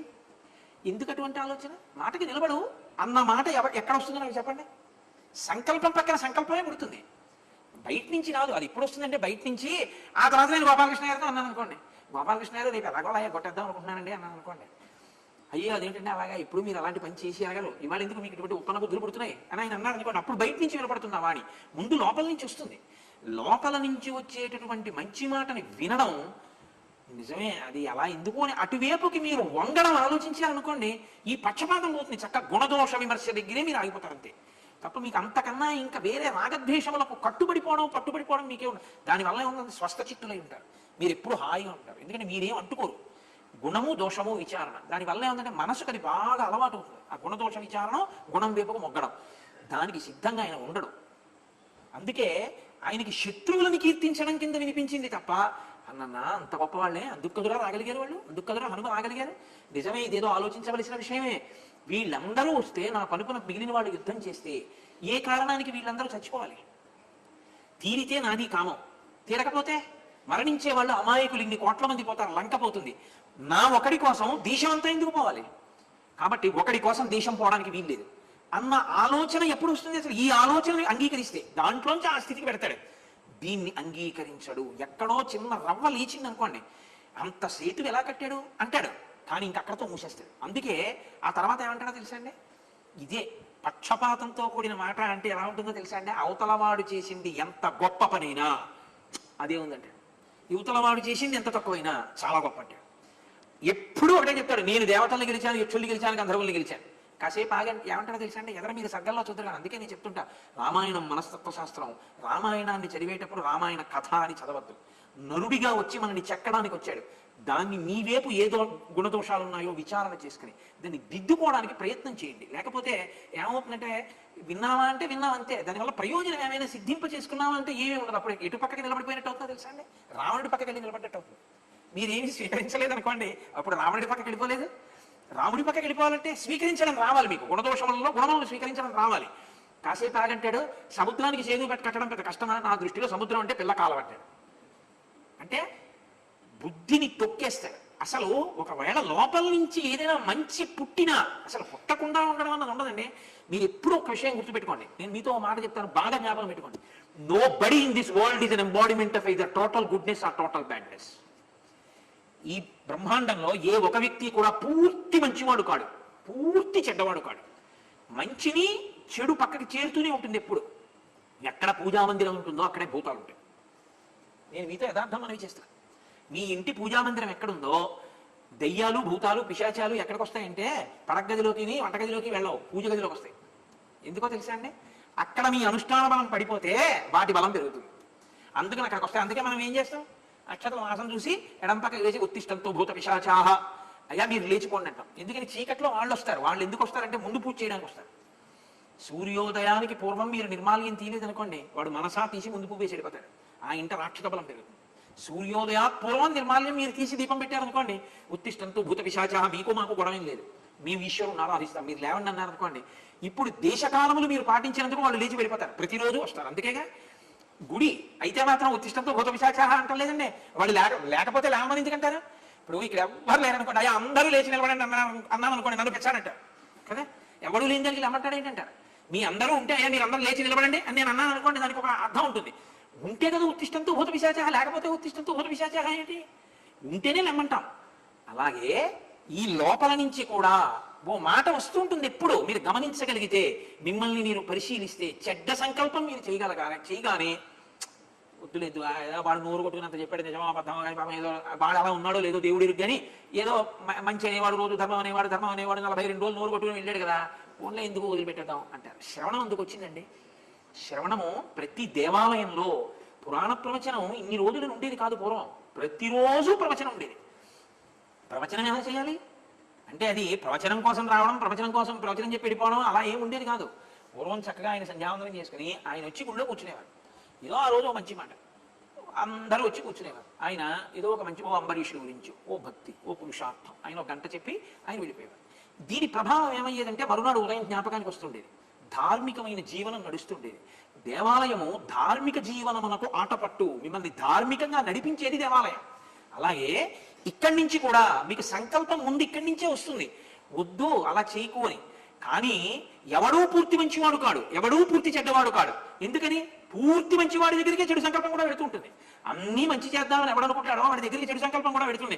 ఎందుకు లేదు ఇవన్నీ అతను మాయదారేద్దాం అనిపిస్తుంది. నేను ఎన్ని మార్లు అనుకున్నానో తెలుసా అండి? ఎన్ని మార్లు అనుకున్నాను ఒక్కొక్కసారి, ఎందుకు మనం ఏమైనా తాంబూలం పుచ్చుకోవాలా, ఓ రూపాయి పుచ్చుకోవాలా, ఎందుకు ఈ శ్రమ మనకి, ఎందుకు ఈ సెలవులని వృధా చేసుకోవడం. ఒక్కొక్కసారి అందరూ ఎందుకంటే అంతంత సెలవులు పెట్టి జీతం కూడా నష్టపెట్టుకుని అంత కష్టపడి ప్రవచనం చేసి ఎందుకంటే హాయిగా సంతోషంగా గడపక అంటుంటే, లేకపోతే ఏదో చాలా క్లేశం కలిగింది అనుకోండి, ఎక్కడో మనసుకి చికాకేసింది అనుకోండి, ఈ ప్రవచనాలు మానేసి సాయంకాలం పూట ఏదో హాయిగా ఏదో ధ్యానం చేసుకుందాం, ఎందుకు మనకి ఈ ప్రవచనాలు అనిపిస్తుంటుంది. అలా అనిపించడమే రాక్షస స్పర్శ. నీకు ఈశ్వరుడు ఓపిక ఇచ్చినన్నాళ్ళు చెప్పాలి కానీ నీకు ఏదో చిన్న కష్టం వచ్చిందని ప్రవచనం మానేస్తానంటే అలాగా తరించట్లా. దానివల్ల తపహ 2 గంటల సేపు ఈశ్వరుడు గురించి చెప్పడం అంటే 2 గంటలు తిని చెప్పేయడం కుదురుతుందా? 2 గంటలు మీకు చెప్పాలంటే కనీసం 2 గంటలు నేను చదవాలి. ఇవేమీ చదవకుండా నేను వచ్చి మీకు ఏం చెప్పను. ఇప్పుడు 2 గంటలు చెప్పడానికి 2 గంటలు చదువుతున్నావా? 24 గంటల్లో 4 గంటల తపస్సు జరిగిందా? ఏమీ లేకపోవడం ఏమిటి? నువ్వు పొందట్లా మనుష్య జన్మ ప్రయోజనాన్ని? పూనికతో నిలబడాలి, ప్రతిబంధకం వచ్చినప్పుడే నిలబడాలి అని అనుకున్నారనుకోండి, ఇక్కడ వచ్చిన భావాన్ని ఇక్కడే తొక్కుతారు. కాబట్టి ఇప్పుడు మంచి పక్కకి చెడు స్పర్శ ఉంటుందా ఉండదా? ఎప్పుడూ ఉంటుంది, ఉండకపోవడం ఏమి ఉండదు. కించిత్ లొంగితే కించిత్ చెడు ఉంటుంది, ఎక్కువ లొంగితే ఎక్కువ చెడు ఉంటుంది. చెడు నుంచి విముక్తి అయితే వెలుతురు ఉంటుంది. చీకటి వెన్నెల లేకుండా ఉండవు, ఉంటాయి. కానీ తమసోమా జ్యోతిర్గమయ, విడుదల పొందే ప్రయత్నం చెయ్యాలి. కానీ ధార్మిక ప్రవచనం, ధర్మనిష్ట గురించిన చదువు కేవలం చదువుకోవడానికి, కేవలం వినడానికి అనుకోండి, ఏమీ ఉపయోగం ఉండదు. రామాయణం చదువుకుంటున్నానండి, ఎందుకు చదువుతున్నారు అంటే ఇక్కడ ఇలా పట్టుకుని చదవడం మనసు ధర్మం కాబట్టి చదివేస్తూ నేను ఇవాళ ఈ పనులు చెయ్యాలి అనుకుంటూ గబగబా పేజీలు తిప్పేసి అయిపోయి 120 పేజీలు అని చెప్పేసి పైన కొంత చూసేసి అయిపోయిందని చెప్పి స్వస్తి ప్రజాభ్య పరిపాలయంతాం న్యాయేన మార్గేణ మహిషామని నిరాజు ఇచ్చేసి వెళ్ళిపోయి అనుకోండి, రాముడు నా చొక్కా పట్టుకుని అన్న నువ్వు సరిగ్గా చదవలేదు అని నన్నేమండవు. కానీ ఎందుకని, ఎవరి కోసం చేస్తున్నట్లు? ఒక్క శ్లోకం చదువుకోవాలంటప్పుడు ఒకే ఒక్క శ్లోకం చదువుతారు. భగవద్గీత కించిదీత గంగాజలవ కణికా పీత సకృదపియేన మురారి సమర్చ క్రియతే తస్య యమేన చర్చ. నీకు పనుంది, పూనికతో 1 గంటే పూజ చేయి. నీకు పనుంది, పూనికతో 1 గంట చేయి. నువ్వు చెయ్యగలను అని అన్ని విధాలు అనుకున్నావు, మనసారా 2 గంటలు చేయి. ఏది చేసినా మనసారా చేయి తప్ప రాక్షస స్పర్శని విడిపించుకునే ప్రయత్నం చేయాలి. బయట ఉత్తిష్టంతో భూత పిశాచాహ ఎంత అవసరమో ఇక్కడ ఉత్తిష్టంతో భూత పిశాచాహ కూడా అంతే అవసరం. కాబట్టి ఇందులో రావణాసురుడి వైక్లభ్యం ఎక్కడ కనపడుతుంటుందంటే మనసు యొక్క మూలుగులాగే ఉంచుతాడు తప్ప మనసు ప్రసంగం చేసే అవకాశాన్ని సరిపడు. అంటే లోపల నుంచి వచ్చే సంకల్పాన్ని వినడు. దానివల్ల ఏమవుతుందంటే ఎప్పుడూ చెడే. ఇది బాహ్యంలో కూడా తనకి ప్రీతికరమైన మాటలే వినాలనుకుంటాడు తప్ప నాకు ప్రీతికరంగా ఉండడమా లేకపోతే అది అలా జరుగుతుందా దాని గురించి ఆలోచించాడు. నాకొకటి ప్రీతికరం అండి, కానీ నాకు ప్రీతికరం జరుగుతాయండి, ఇది నీకు ప్రీతికరంగా ఎందుకు ఉండాలి? దాని గుణదోషాలను చూసి ఉండిపో అంతే, అంతవరకే నీ స్థితి. అంతేగాని నీకెందుకు దాని గురించి అన్న కోణంలో ఉన్నాడు అనుకోండి, యథార్థం అవుతుంది. ఓ అవతల సైన్య బలవంతం ఉంది కాబట్టి నేను యథార్థాన్ని గ్రహించవలసి ఉంది అనుకుంటాడు. ఇది ఒక్కనాటికి రావణుడికి రాదు. అందుకే రావణుడు అంటే బహు కోణముల యందు పతనావస్థకి పెడుతుంటాడు. ఇందులో ఏ మంచి మార్గాలు ఉంటాయో అన్నిటినీ మూసేస్తాడు. పోని లోపల నుంచి వినడు, బయట నుంచి ఎవరైనా చెప్తే అది వినడు. ఒకరు కాదు, ఎవరు చెప్పినా వినడు. వయసులో పెద్దవాళ్ళు, బంధుత్వం ఉన్నవాళ్ళు, తల్లి, భార్య, గురువు, ఎవరు చెప్పనివ్వండి, ఎంత ప్రమాదం అని చెప్పనివ్వండి, తా పట్టిన కుందేలుకు 3 కాళ్ళు. తనతో ఉండడం అంటే తాను బతికితే బతకడం, తాను చావాలనుకుంటే తనకన్నా ముందు చచ్చిపోవడం. తనకన్నా ముందు, తన తర్వాత కాదు, అది ఒప్పుకోడు. తను అందరి తర్వాత చేస్తాడు, అందరినీ చంపి తను చేస్తాడు. ఎందుకంటే ఏమో అప్పుడైనా తీరుతుందేమో అని ఎదురు చూస్తుంటాడు కావాలి. ఈ ధోరణి ఎక్కడి నుంచి వచ్చేస్తుందంటే రావణుడు తయారవుతాడు. ఎలా తయారవుతాడంటే మీరు మార్గాలు మూస్తే రావణుడు తయారవుతాడు. మీరు మార్గాల్ని జాగ్రత్తగా తెలుసుకుని అమ్మో నాలో రావణుడు పెరుగుతున్నాడు అన్న భావన మీరు పొందారనుకోండి, అంతే, రావణుడు లోపల ఉండే అవకాశం ఉండదు, రాముడే కూర్చుంటాడు. కాబట్టి ఇది మీరు గమనించవలసి ఉంటుంది. శ్రీరామాయణంలో ఈ ధర్మ సూక్ష్మం లేకుండా నేను కేవలం రావణుడి గురించి చెప్పడంలో అది అంత ప్రయోజనకరమో అని నేను అనుకోవట్లేదు. అందుకని నేను మధ్యలో ఈ విషయాన్ని మీకు మనవి చేస్తున్నాను. కాబట్టి ఇప్పుడు అక్కడ ఉన్నటువంటి ఆ శుకసారణులు ఇద్దరినీ కూడా కోపగించి పంపించేశాడు. శార్దూలుడు అనబడేటటువంటి ఒక గూఢచారిని తీసుకొచ్చారు అక్కడ ఉన్న అమాత్యులు. వాళ్ళని పిలిచి నీవు కొంతమంది గూఢచారులతో కలిసి వానర బలంలో ప్రవేశించి వాళ్ళ బలం ఇటువంటిదో, వాళ్ళు ఎంత గొప్ప స్థితిలో ఉన్నారో, వాళ్ళు ఏ వ్యూహంతో ఉన్నారో నువ్వు కనిపెట్టిరా అంటాడు. మళ్ళీ తిరిగి వచ్చి వాళ్ళు రామబలం చాలా గొప్పదన్నారు అనుకోండి, మళ్ళీ వెంటనే ఏం చెప్తాడో తెలుసా అండి, నేను దేవేంద్రుడిని గెలిచాను, నేను యముణ్ణి గెలిచాను, నేను యక్షుల్ని గెలిచాను, నేను గంధర్వుల్ని గెలిచాను, ఈ నరుడు నాకు ఒక లెక్క, ఈ వానరములు ఒక లెక్క అంటాడు. మరి అలాంటప్పుడు కనుక్కురమని ఎందుకన్నావు అని అనకూడదు ఎదురుగున్నవాడు. ఎందుకంటే అలా అనే సాహసం చేయరు. ఎందుకంటే కామం పక్కన క్రోధం ఉంటుంది, చంపేయండి వీళ్ళనంటాడు. యుక్తాయుక్త విచక్షణ ఉండదు. ఇది రావణుడి శీలంలో ఉన్నటువంటి చాలా ప్రమాదకరమైన ధోరణి. ఈ ధోరణి కానీ మనం అనుమతించామో లోపలికి మనలో కూడా రావణుడు చేరిపోతాడు. అందుకే చాలా జాగ్రత్తగా మనని మనం పరిశీలించుకోవడం అలవాటు అవుతూ ఉండాలి. ఇప్పుడు వెళ్ళిన శార్దూలుడు ఏం చేస్తాడండి? అక్కడ ఏముందో అదే కదా చెప్తాడు. మీరిల్లు చూసినా, నేనిల్లు చూసినా, ఆయన ఇల్లు చూసినా, ఆయన ఇల్లు చూసినా, అక్కడ పాలు పెట్టి చూసిరండి అన్నాం అనుకోండి, ఎంతమంది ఇల్లు చూసినా ఏముంటుంది? పాలే ఉంటాయి.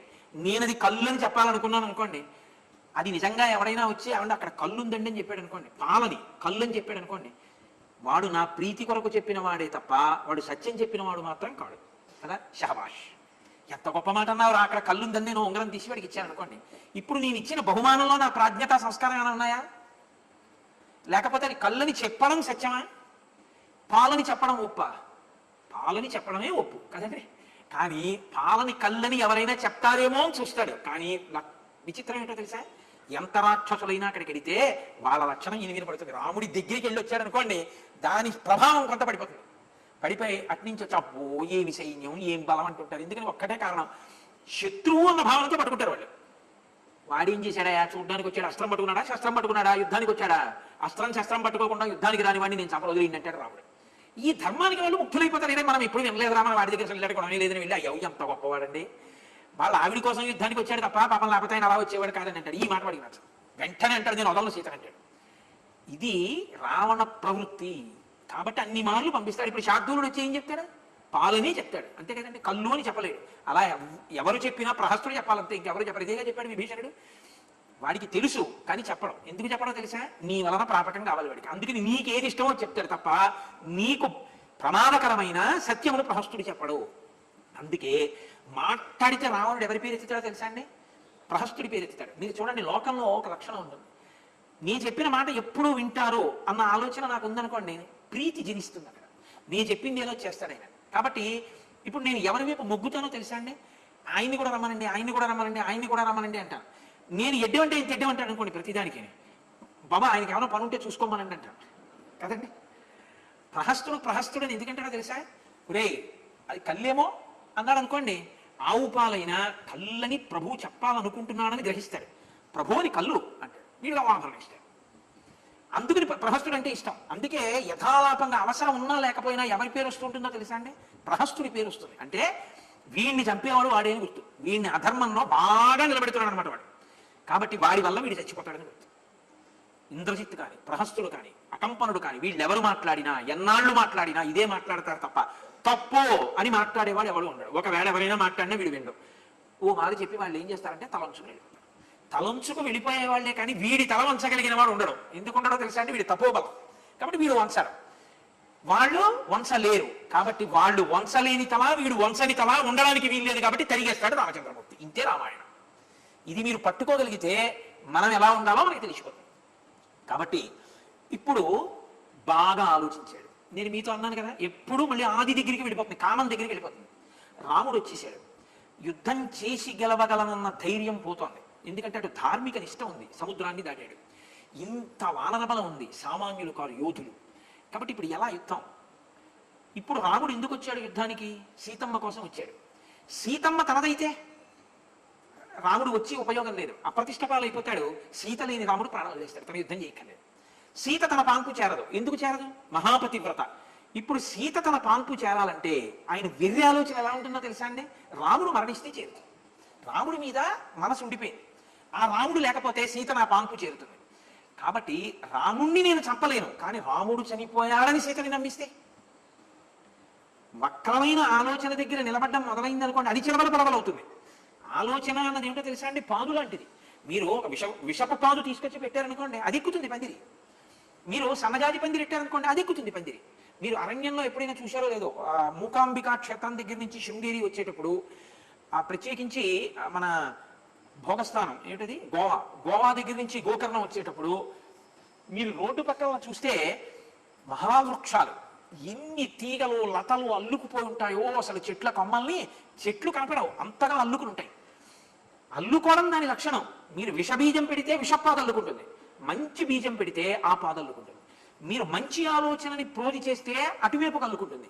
మీరు చెడు ఆలోచనలకి ప్రాధాన్యం ఇవ్వడం ఎక్కువైతే అటు అల్లుకుంటుంది. అది దానికి పందిరి. మీరు ఏదిస్తే అటువైపు అల్లుతుంది. దానికి ఉన్న లక్షణం అది. మనసుకి ప్రయత్నపూర్వకంగా మీరు తిప్పేస్తూ ఉండాలి దాన్ని. కుదరదు, రా ఇటని మళ్ళీ తిప్పి పందిరి వేరు. ఈ పందిరికి ఈ పందిరి వేసింది నువ్వెక్కడానికి కాదు, జాజిత్తికి ఎక్కడానికి. రాముడి కోసం వేసిన పందిరి కానీ ఈ పనికి మాలిన వాటి కోసం కాదు ఈ పందిరి, లే ఇక్కడి నుంచి అని మళ్ళీ మీరు రాముడిని తీసుకొచ్చేస్తున్నారు అక్కడికి. దానికి మనసు ఆమోదించడానికి సిద్ధపడేటట్టుగా మీరు అభ్యాసం చేయించాలి దాని చేత. దానివల్ల కదండి అభ్యున్నతి కలుగుతుంది.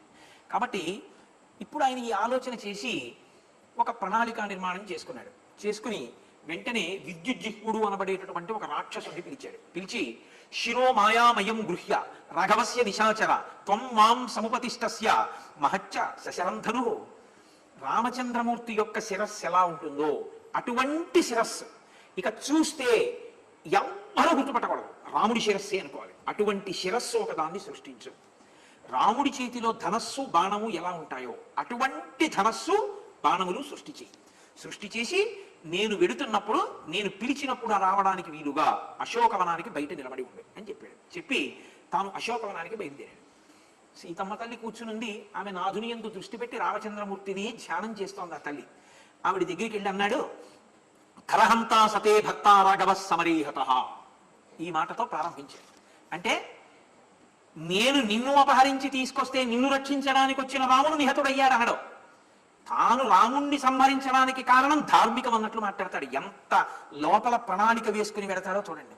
ఆడదాని మనసు మభ్యపెట్టడం అన్నదానికి ఎవడైనా ఒక గొప్ప అధ్యాపకుడు అంటూ ఉంటే రావణాసురుడే. కరహంతా సతే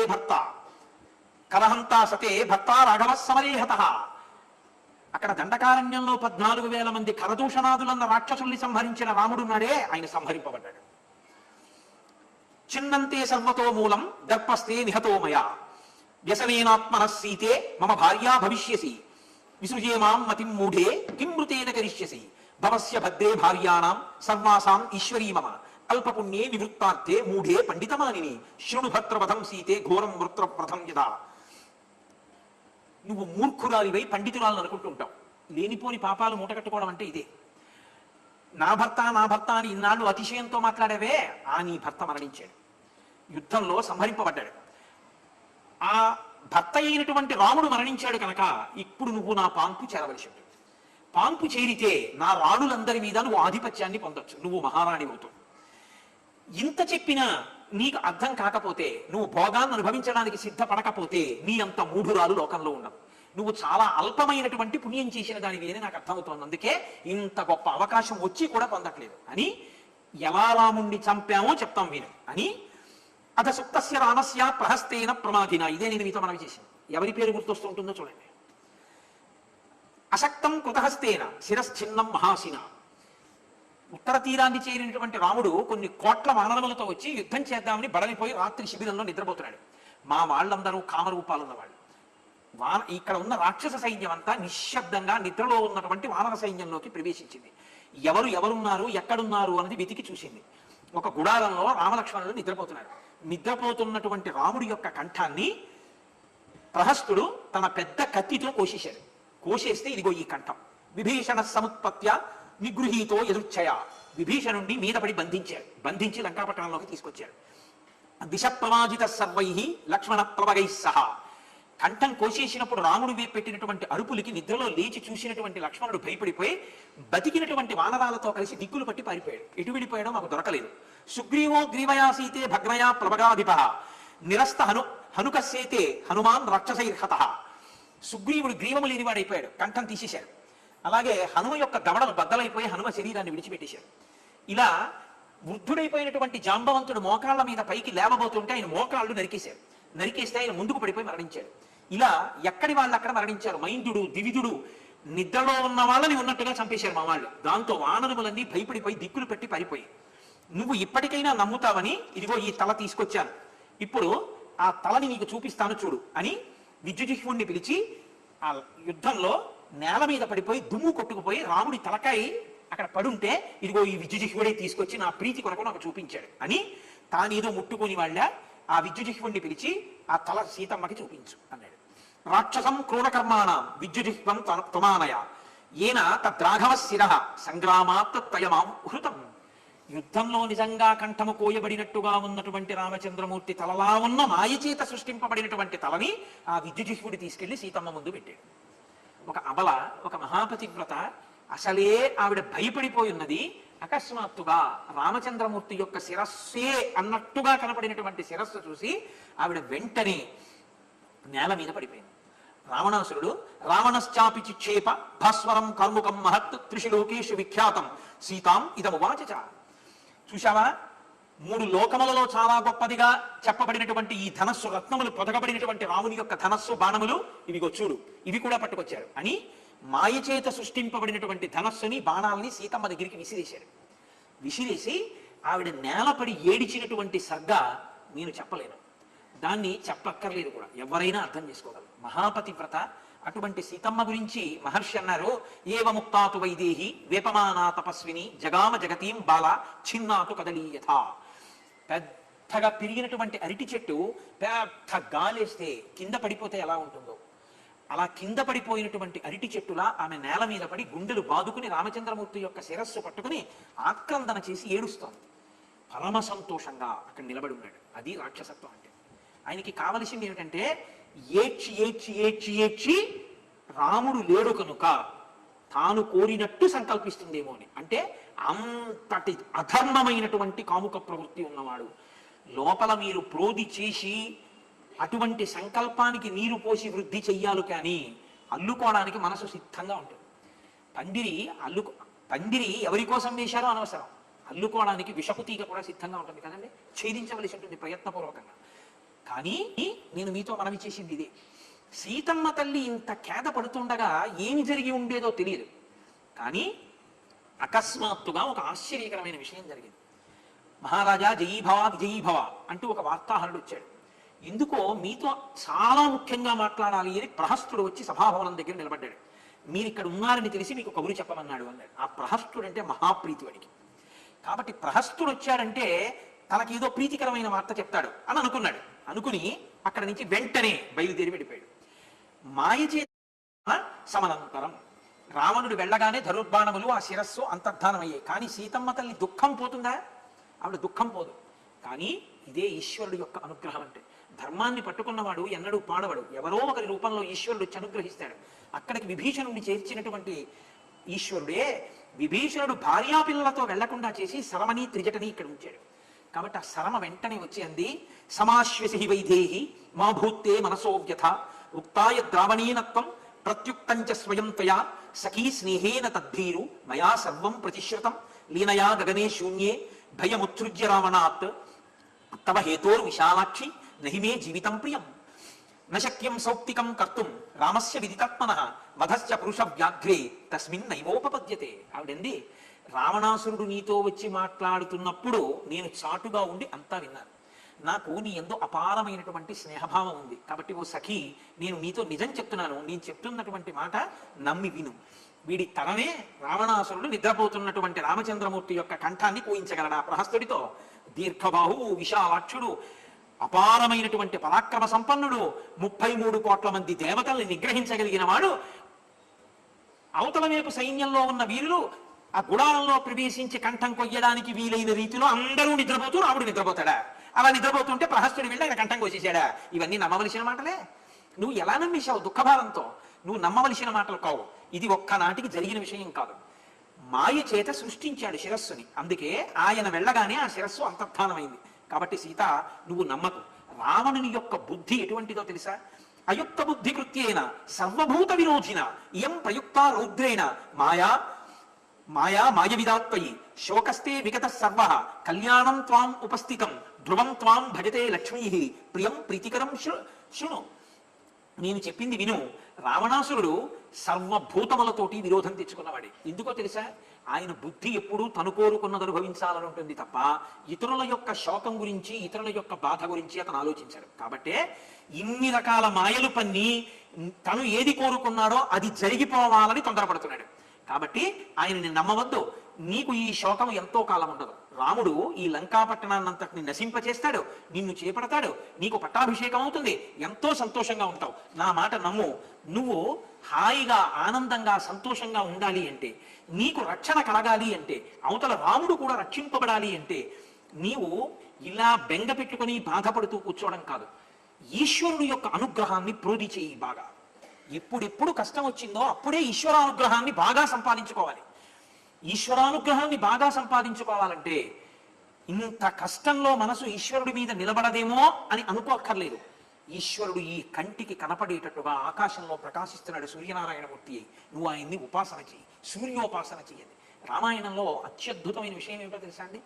రావణ సంహారం కొరకు సీతమ్మ తల్లి సూర్యోపాసనే చేసింది. రామచంద్రమూర్తి ఆఖరణ సూర్యోపాసనే చేశారు. అగస్త్య మహర్షి వచ్చి ఆదిత్య హృదయం చెప్తే ఆయన ఉపాసన చేశారు. సీతమ్మ తల్లి కూడా శరమ చెప్పిందని సూర్యోపాసన చేసింది. ఇద్దరూ సూర్యోపాసనలోనే ఉన్నారు. కాబట్టి శరం అంటుంది, సమాగతాత్వం వీర్యేణ మూదిష్యసి మహాత్మన సువర్షేణ సమాయుక్త యథా సస్యేన మిదిని. పంటలతో కూడినటువంటి భూమి ఎంత అందంగా ఉంటుందో అలా రాముడితో కలిసి నువ్వు అంత సంతోషంగా ఉండేటటువంటి రోజులు ముందున్నాయి.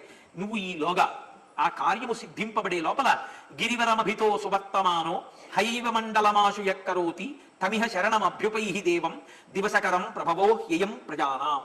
నీవు మహానుభావుడు ఏ ఈశ్వరుడు మేరు పర్వత శిఖరాలకి ప్రదక్షిణంగా గుర్రాలు పూంచిన రథం మీద తిరుగుతుంటాడో, ఏ మహానుభావుడు ఈ మాంసనేత్రము చేత దర్శింపబడతాడో అటువంటి సూర్యనారాయణమూర్తిని ఉపాసన చెయ్యి. ఆయన అనుగ్రహము కలిగితే నీకు సమస్తమైనటువంటి శాంతి, నీకు ఈశ్వరుడి యొక్క రక్షణ కలుగుతాయి. కాబట్టి నీవు ఆ పని చెయ్యవలసింది అని చెప్పింది. సరేనండి, ఆ తల్లి సూర్యోపాసన ప్రారంభం చేసింది అని మనం అనుకోవలసి ఉంటుంది. ఆమె సూర్యనారాయణమూర్తిని ఉపాసన చేస్తారు. అటువంటి సమయంలో కైకసి రావణాసురుని యొక్క తల్లి, అవిద్ధుడు అని చాలా వృద్ధుడైనటువంటి ఒక మంత్రి, మాల్యవంతుడు అని కైకసి యొక్క సోదరుడు, అంటే రావణాసురుడి యొక్క మేనమామ గౌరవింపబడవలసినటువంటి వాడు. ఇటువంటి వాళ్ళందరూ కూడా రావణాసురుడి దగ్గరికి వెళ్ళారు. వెళ్ళి ఆయనకి ధర్మబోధ చేశారు. ఈ యుద్ధానికి అంతటికీ కారణం నువ్వు కేవలం సీతమ్మ తల్లిని తీసుకురావడమే. కాబట్టి నువ్వు ఈ పని చెయ్యవద్దు. ఉపద్రవాలు కనపడుతున్నాయి, దుర్నిమిత్తాలు కనపడుతున్నాయి, లంకాపట్టణం అంతా నశించిపోయే పరిస్థితి కనపడుతోంది. కాబట్టి నువ్వు తీసుకెళ్లి సీతమ్మని అప్పచెప్పి. ఎవరు చెప్పినా ఏం చెప్తారండి? ఇదే చెప్తారు. చెప్పేవాళ్ళు మారతారు. ఒకరికన్నా ఒకరు చెప్తే వింటాడేమో అనుకుని విభీషణుడు చెప్తే వినలేదు, మాల్యవంతుడు వచ్చాడు, అవిద్ధుడు వచ్చాడు, కైకసి వచ్చింది. అంటే తల్లి, మేనమామ, సోదరుడు, మంత్రులు అందరూ ఒక్కొక్కళ్ళు చెప్పే వాళ్ళ జాబితా తరిగిపోతోంది. ఆయన మౌఢ్యం పెరిగిపోతోంది. కాబట్టి ఇప్పుడు వాళ్ళు చెప్పారు, చెప్పినా ఆయన వినలేదు. సరికదా కోపగించాడు మాల్యవంతుడి మీద. కోపగించి ఒక మాట అన్నాడు, ద్విధా భజ్యేయమప్యేనం నమేయం తు కస్యచిత్ ఏషమే సహజో దోష స్వభావో దురతిక్రమ. ఇదో చిత్రమైనటువంటి లక్షణం రావణాసురుడి యందు. మీరు చూడండి, అలా ఉండకూడదు అని మీరు అన్నారు అనుకోండి, తప్పు అలా ఉండద్దు అన్నారు అనుకోండి, నేనేం చేయను నా అలవాటు. అలవాటు ఏంటి? మార్చుకోమనే చెప్తున్నది. బుద్ధి ఈశ్వరుడు ఎందుకు ఇచ్చాడంటే నీకు ఏ దుర్గుణం ఉందో దాన్ని నువ్వు మార్చుకోవడానికే బుద్ధినిచ్చాడు. అది మార్చుకోమనే నేను చెప్తున్నాను అని మీరు అన్నారు అనుకోండి, నేను అదే మార్చుకోలేనని చెప్తున్నానంటాడు. మీరు చూడండి, మీరు ఎంత ప్రయత్నం చేయండి, ఒక్కొక్కరు తెల్లవారుజామున లేచేటట్టు మీరు చేయలేరు. ఎంత ప్రయత్నం చేయండి, వాళ్ళు లేవరు. రాత్రి అంతసేపు తెలివిగా ఉండవద్దు అని చెప్పండి, మీరు ఉంచలేరు. నువ్వు ఈ బలహీనతని అతిక్రమించు, నీలో బలం ఉంది, ప్రోధి చేసుకో, మీరు ఎంత చెప్పండి, వాళ్ళు ఏ మాట అడ్డుపెట్టి తప్పుకుంటారో తెలుసా అండి? నా స్వభావం అంటే తప్ప కాదు, నేను దీని నుంచి విముక్తుడు అవుతాను, నేను ఇక ఈ పని చేయను అని మీరు సంకల్పం చేస్తే గట్టిగా మీరు బయటికి రాగలరు. కానీ వాడు ఏం చెప్తాడంటే ఇదే నా స్వభావం అంటాడు. ఇది నా స్వభావం ఏంటి?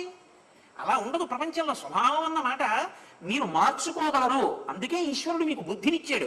మిగిలిన ప్రాణుల కన్నా మనుష్యులకున్న గొప్పతనం ఏంటి? బుద్ధి ఉండడమే. ఆ బుద్ధితోనే జయించగలగాలి.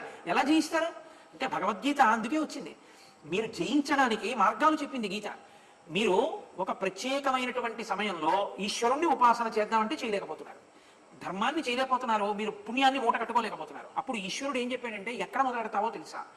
నీ మనసు నా దగ్గర పెట్టు. మయ్యేవ మన ఆధత్సామకి బుద్ధిని నివేశయ. నీ మనసు నా దగ్గర పెట్టి నీ బుద్ధి నా దగ్గర పెట్టు. అలా కుదిరితే ఇంకేం స్వామి, ఉండట్లేదు నా మనసు నీ దగ్గర. అప్పుడు ఏం చేస్తావో తెలుసా? దీన్ని పట్టుకొచ్చి నా దగ్గర పెట్టు. నీ మనసు ఉంచకపోని దీన్ని పట్టుకొచ్చి పెట్టు. సాయంకాలం వేళ అయ్యేటప్పటికి ఏదో దురలవాటు మీద కడుతోంది మనసు. దీన్ని పట్టుకొచ్చి రోజు శివాలయానికి ఎడతాను అని ఒక నిర్ణయం చేసుకుని 6 నుంచి 7 శివాలయంలో కూర్చుంటాను అని తీసుకెళ్లి దీన్ని అక్కడ ఆరేశారనుకోండి. మీరు ఇది ఏం చేస్తుందో తెలుసా అండి? దీనికి ఉన్న బలము బలహీనత అదే. పావుతకు 6 గుర్తు చేస్తుంది, గుళ్ళోకి వెళ్ళాలి కదా అంటుంది. అప్పుడు మీరు అన్నారనుకోండి, ప్రమాదం వస్తుంది. అవును వెళ్ళాలి అంటున్నారు అనుకోండి, కొన్నాళ్ళకి ఏమవుతుందో తెలుసా అండి? మీకు 6 గంటలకి గుళ్ళోకి వెళ్ళి కూర్చోవడంలో సంతోషంగా ఉంటుంది, చాలా సంతోషంగా ఉంటుంది. అది మొదట్లో విముఖంగా ఉంటుంది, కానీ తర్వాత ఏం చేస్తుందంటే అలవాటు పడిపోతుంది. మీరు ఎటు తిరిగి ఏంటంటే తగినంత కారణం లేకుండా దాన్ని ఎగ్గొట్టేసే ప్రయత్నం మీరు చేయకూడదు. ఏదో ఒక కారణాన్ని మీరు చూపించి దాన్ని మానేయడానికి మీరు అనుమతించడం అవకాశం ఇచ్చారనుకోండి, మానేస్తుంది. ఏముంది కారణం మానేయడానికి? ఏమైనా ఉందా బలమైన కారణం? లేదు బలమైన కారణం. అయితే నువ్వు చేయవలసిందే అని మీరు అన్నారనుకోండి, అది మీ మాట వింటుంది. కాబట్టి శరీరాన్ని తీసుకెళ్లడంతో మొదలుపెట్టి మెల్లిగా మనసుని స్వాధీనం చేసుకోమని చెప్తుంది శాస్త్రం. మనకి గీతాచార్యుడు అదే చెప్తాడు. ఈయనంటాడు, ద్విధా మప్యేయం నమేయం తు కస్యచిత్. నా శరీరం రెండు ముక్కలైపోని, నా శిరస్సు నా తల నుంచి వేరైపోని, ఏషమే సహజో దోష, ఈ శరీరంలో ఒక గుణం ఉంది, స్వభావోదరతిక్రమ, నా స్వభావాన్ని నేను అతిక్రమించలేను. ఏమిటో తెలుసా? ఈ పుర్రెలో ఏది పుట్టిందో అదే చేస్తుంది కిందది. ఈ కిందదుంది చూశారు, ఇది ఈ పైనున్నది ఏం చెప్పిందో అదే చేస్తుంది. చేతులు మంచివే, ఎవరి చేతులు చెడ్డవో. అయ్యా మీ చేతితో కొంచెం ఓ పండిద్దురు, ఓ కాయిద్దురు అంటారే, ఆయన చేతితో పండిస్తే కాయిస్తే గొప్పది ఎందుకు అయింది? ఆయన చెయ్యి ఈశ్వరుణ్ణి ఆరాధించింది, మీ చెయ్యి ఎందుకు ఆరాధించట్లా? మీ మనసు చెప్పిన మాటని మీ మనసు ఆరాధించమని మీ చేతికి చెప్పలేకపోతోంది. అయ్యా మీ చేత్తో పండివ్వండి అన్న వాళ్ళు మీ చెయ్యి కూడా అలా అయ్యేటట్టు ఎందుకు చేసుకోలేకపోతున్నారు? ఆ చెయ్యి గొప్పదని గుర్తిస్తే, ఆ చెయ్యి ఎందుకు గొప్పదైందో గుర్తిస్తే మీ చేతిని కూడా గొప్పతనాన్ని సిద్ధింపజేయగలిగిన శక్తి మీ యందు ఉంది. సిద్ధింప చేసుకోలేకపోవడం మనసు యొక్క బలహీనతని అతిక్రమించలేకపోవడం, దాటలేకపోవడం కదండి. దాటగలిగితే మీరు అదే అవుతారు, ఆ వస్తువే అవుతారు. అయితే గురు పరంపర అన్నది ఎలా ఉంటుందండి? శంకరాచార్యుల వారితోనే అయిపోవాలి గురు పరంపర. అలా ఉండకుండా ప్రవహిస్తోందంటే ఆ చెయ్యి ఎంత శక్తివంతమో అటువంటి చేతితో ఇంకొకడు కూడా పదవిలోకి వస్తూనే ఉన్నాడు ఆ కుర్చీలోకి. అంటే అటువంటి శక్తి ఉన్నవాళ్ళు ఉన్నారా లేదా? లోకంలో ఉన్నారు. మరి నీకెందుకు రావట్లేదు ఆ శక్తి? నువ్వు ఎందుకు ఇంకోటి చూసి కొంత మంచిగా చేయలేకపోతున్నావు? అంటే అలా ఆదర్శంగా తీసుకోవడానికి కావలసినటువంటి అధ్యవసాయమును నీ మనసుకి కల్పించడంలో నువ్వు విఫలమైపోతున్నావు. మనసు బలహీనతకే నువ్వు లొంగుతున్నావు. దీనికి అడ్డేమని చెప్పి తప్పుకుంటారో తెలుసా అండి? ఇది దీని నుంచి వేరైనా నా స్వభావం అంతే, నన్ను చంపేయండి, నన్ను నరికేయండి, నేను అంతేనండి, నేను మారనంటాడు ఒకడు. అంటే రావణ బుద్ధి ప్రవేశించింది అని గుర్తు. ఇదే మాట మాల్యవంతుడితో అన్నాడు. నన్ను చంపి, నన్ను నరికేయి, నన్ను రెండు చెయ్యి, అంటే ఈ శరీరాన్ని రెండుగా చెయ్యి. ఇక్కడికి కోసేస్తావో నీ ఇష్టం. ఎక్కడికి కోసేసినా రెండు అయిపోతుంది, అంటే చచ్చిపోతాను కానీ నా బుద్ధి మారదు. ఇంతే. ఏమిటో తెలుసా? స్వభావోదరతిక్రమ, నా స్వభావం నేను మార్చుకోలేనన్నాడు అంతే. ఈ మాట ఎక్కడైనా మీకు వినపడింది అనుకోండి, ఎవరొచ్చి చెప్పినా నేనన్నదే చేస్తాను తప్ప నేను ఇంకోళ్ళు చెప్పింది వినను అన్నాడు అనుకోండి, ప్రమాదపుటంచులలో నిలబడ్డాడు అని గుర్తు. కాబట్టి ఆ మాట నోటి వెంట రాకూడదు. ఇది తావత్ సముద్రేతు సేతుర్బద్ధో యదృచ్ఛయ రామేణ విస్మయ కోత్ర ఏనతే భయమాగతం. ఏమిటి మీ అందరూ వచ్చి రాముడు వచ్చేసాడు, వానలు వచ్చేసారు, సేతు కట్టేశారంటారేంటి? ఈ సేతువు కట్టేయడం పెద్ద కష్టమా?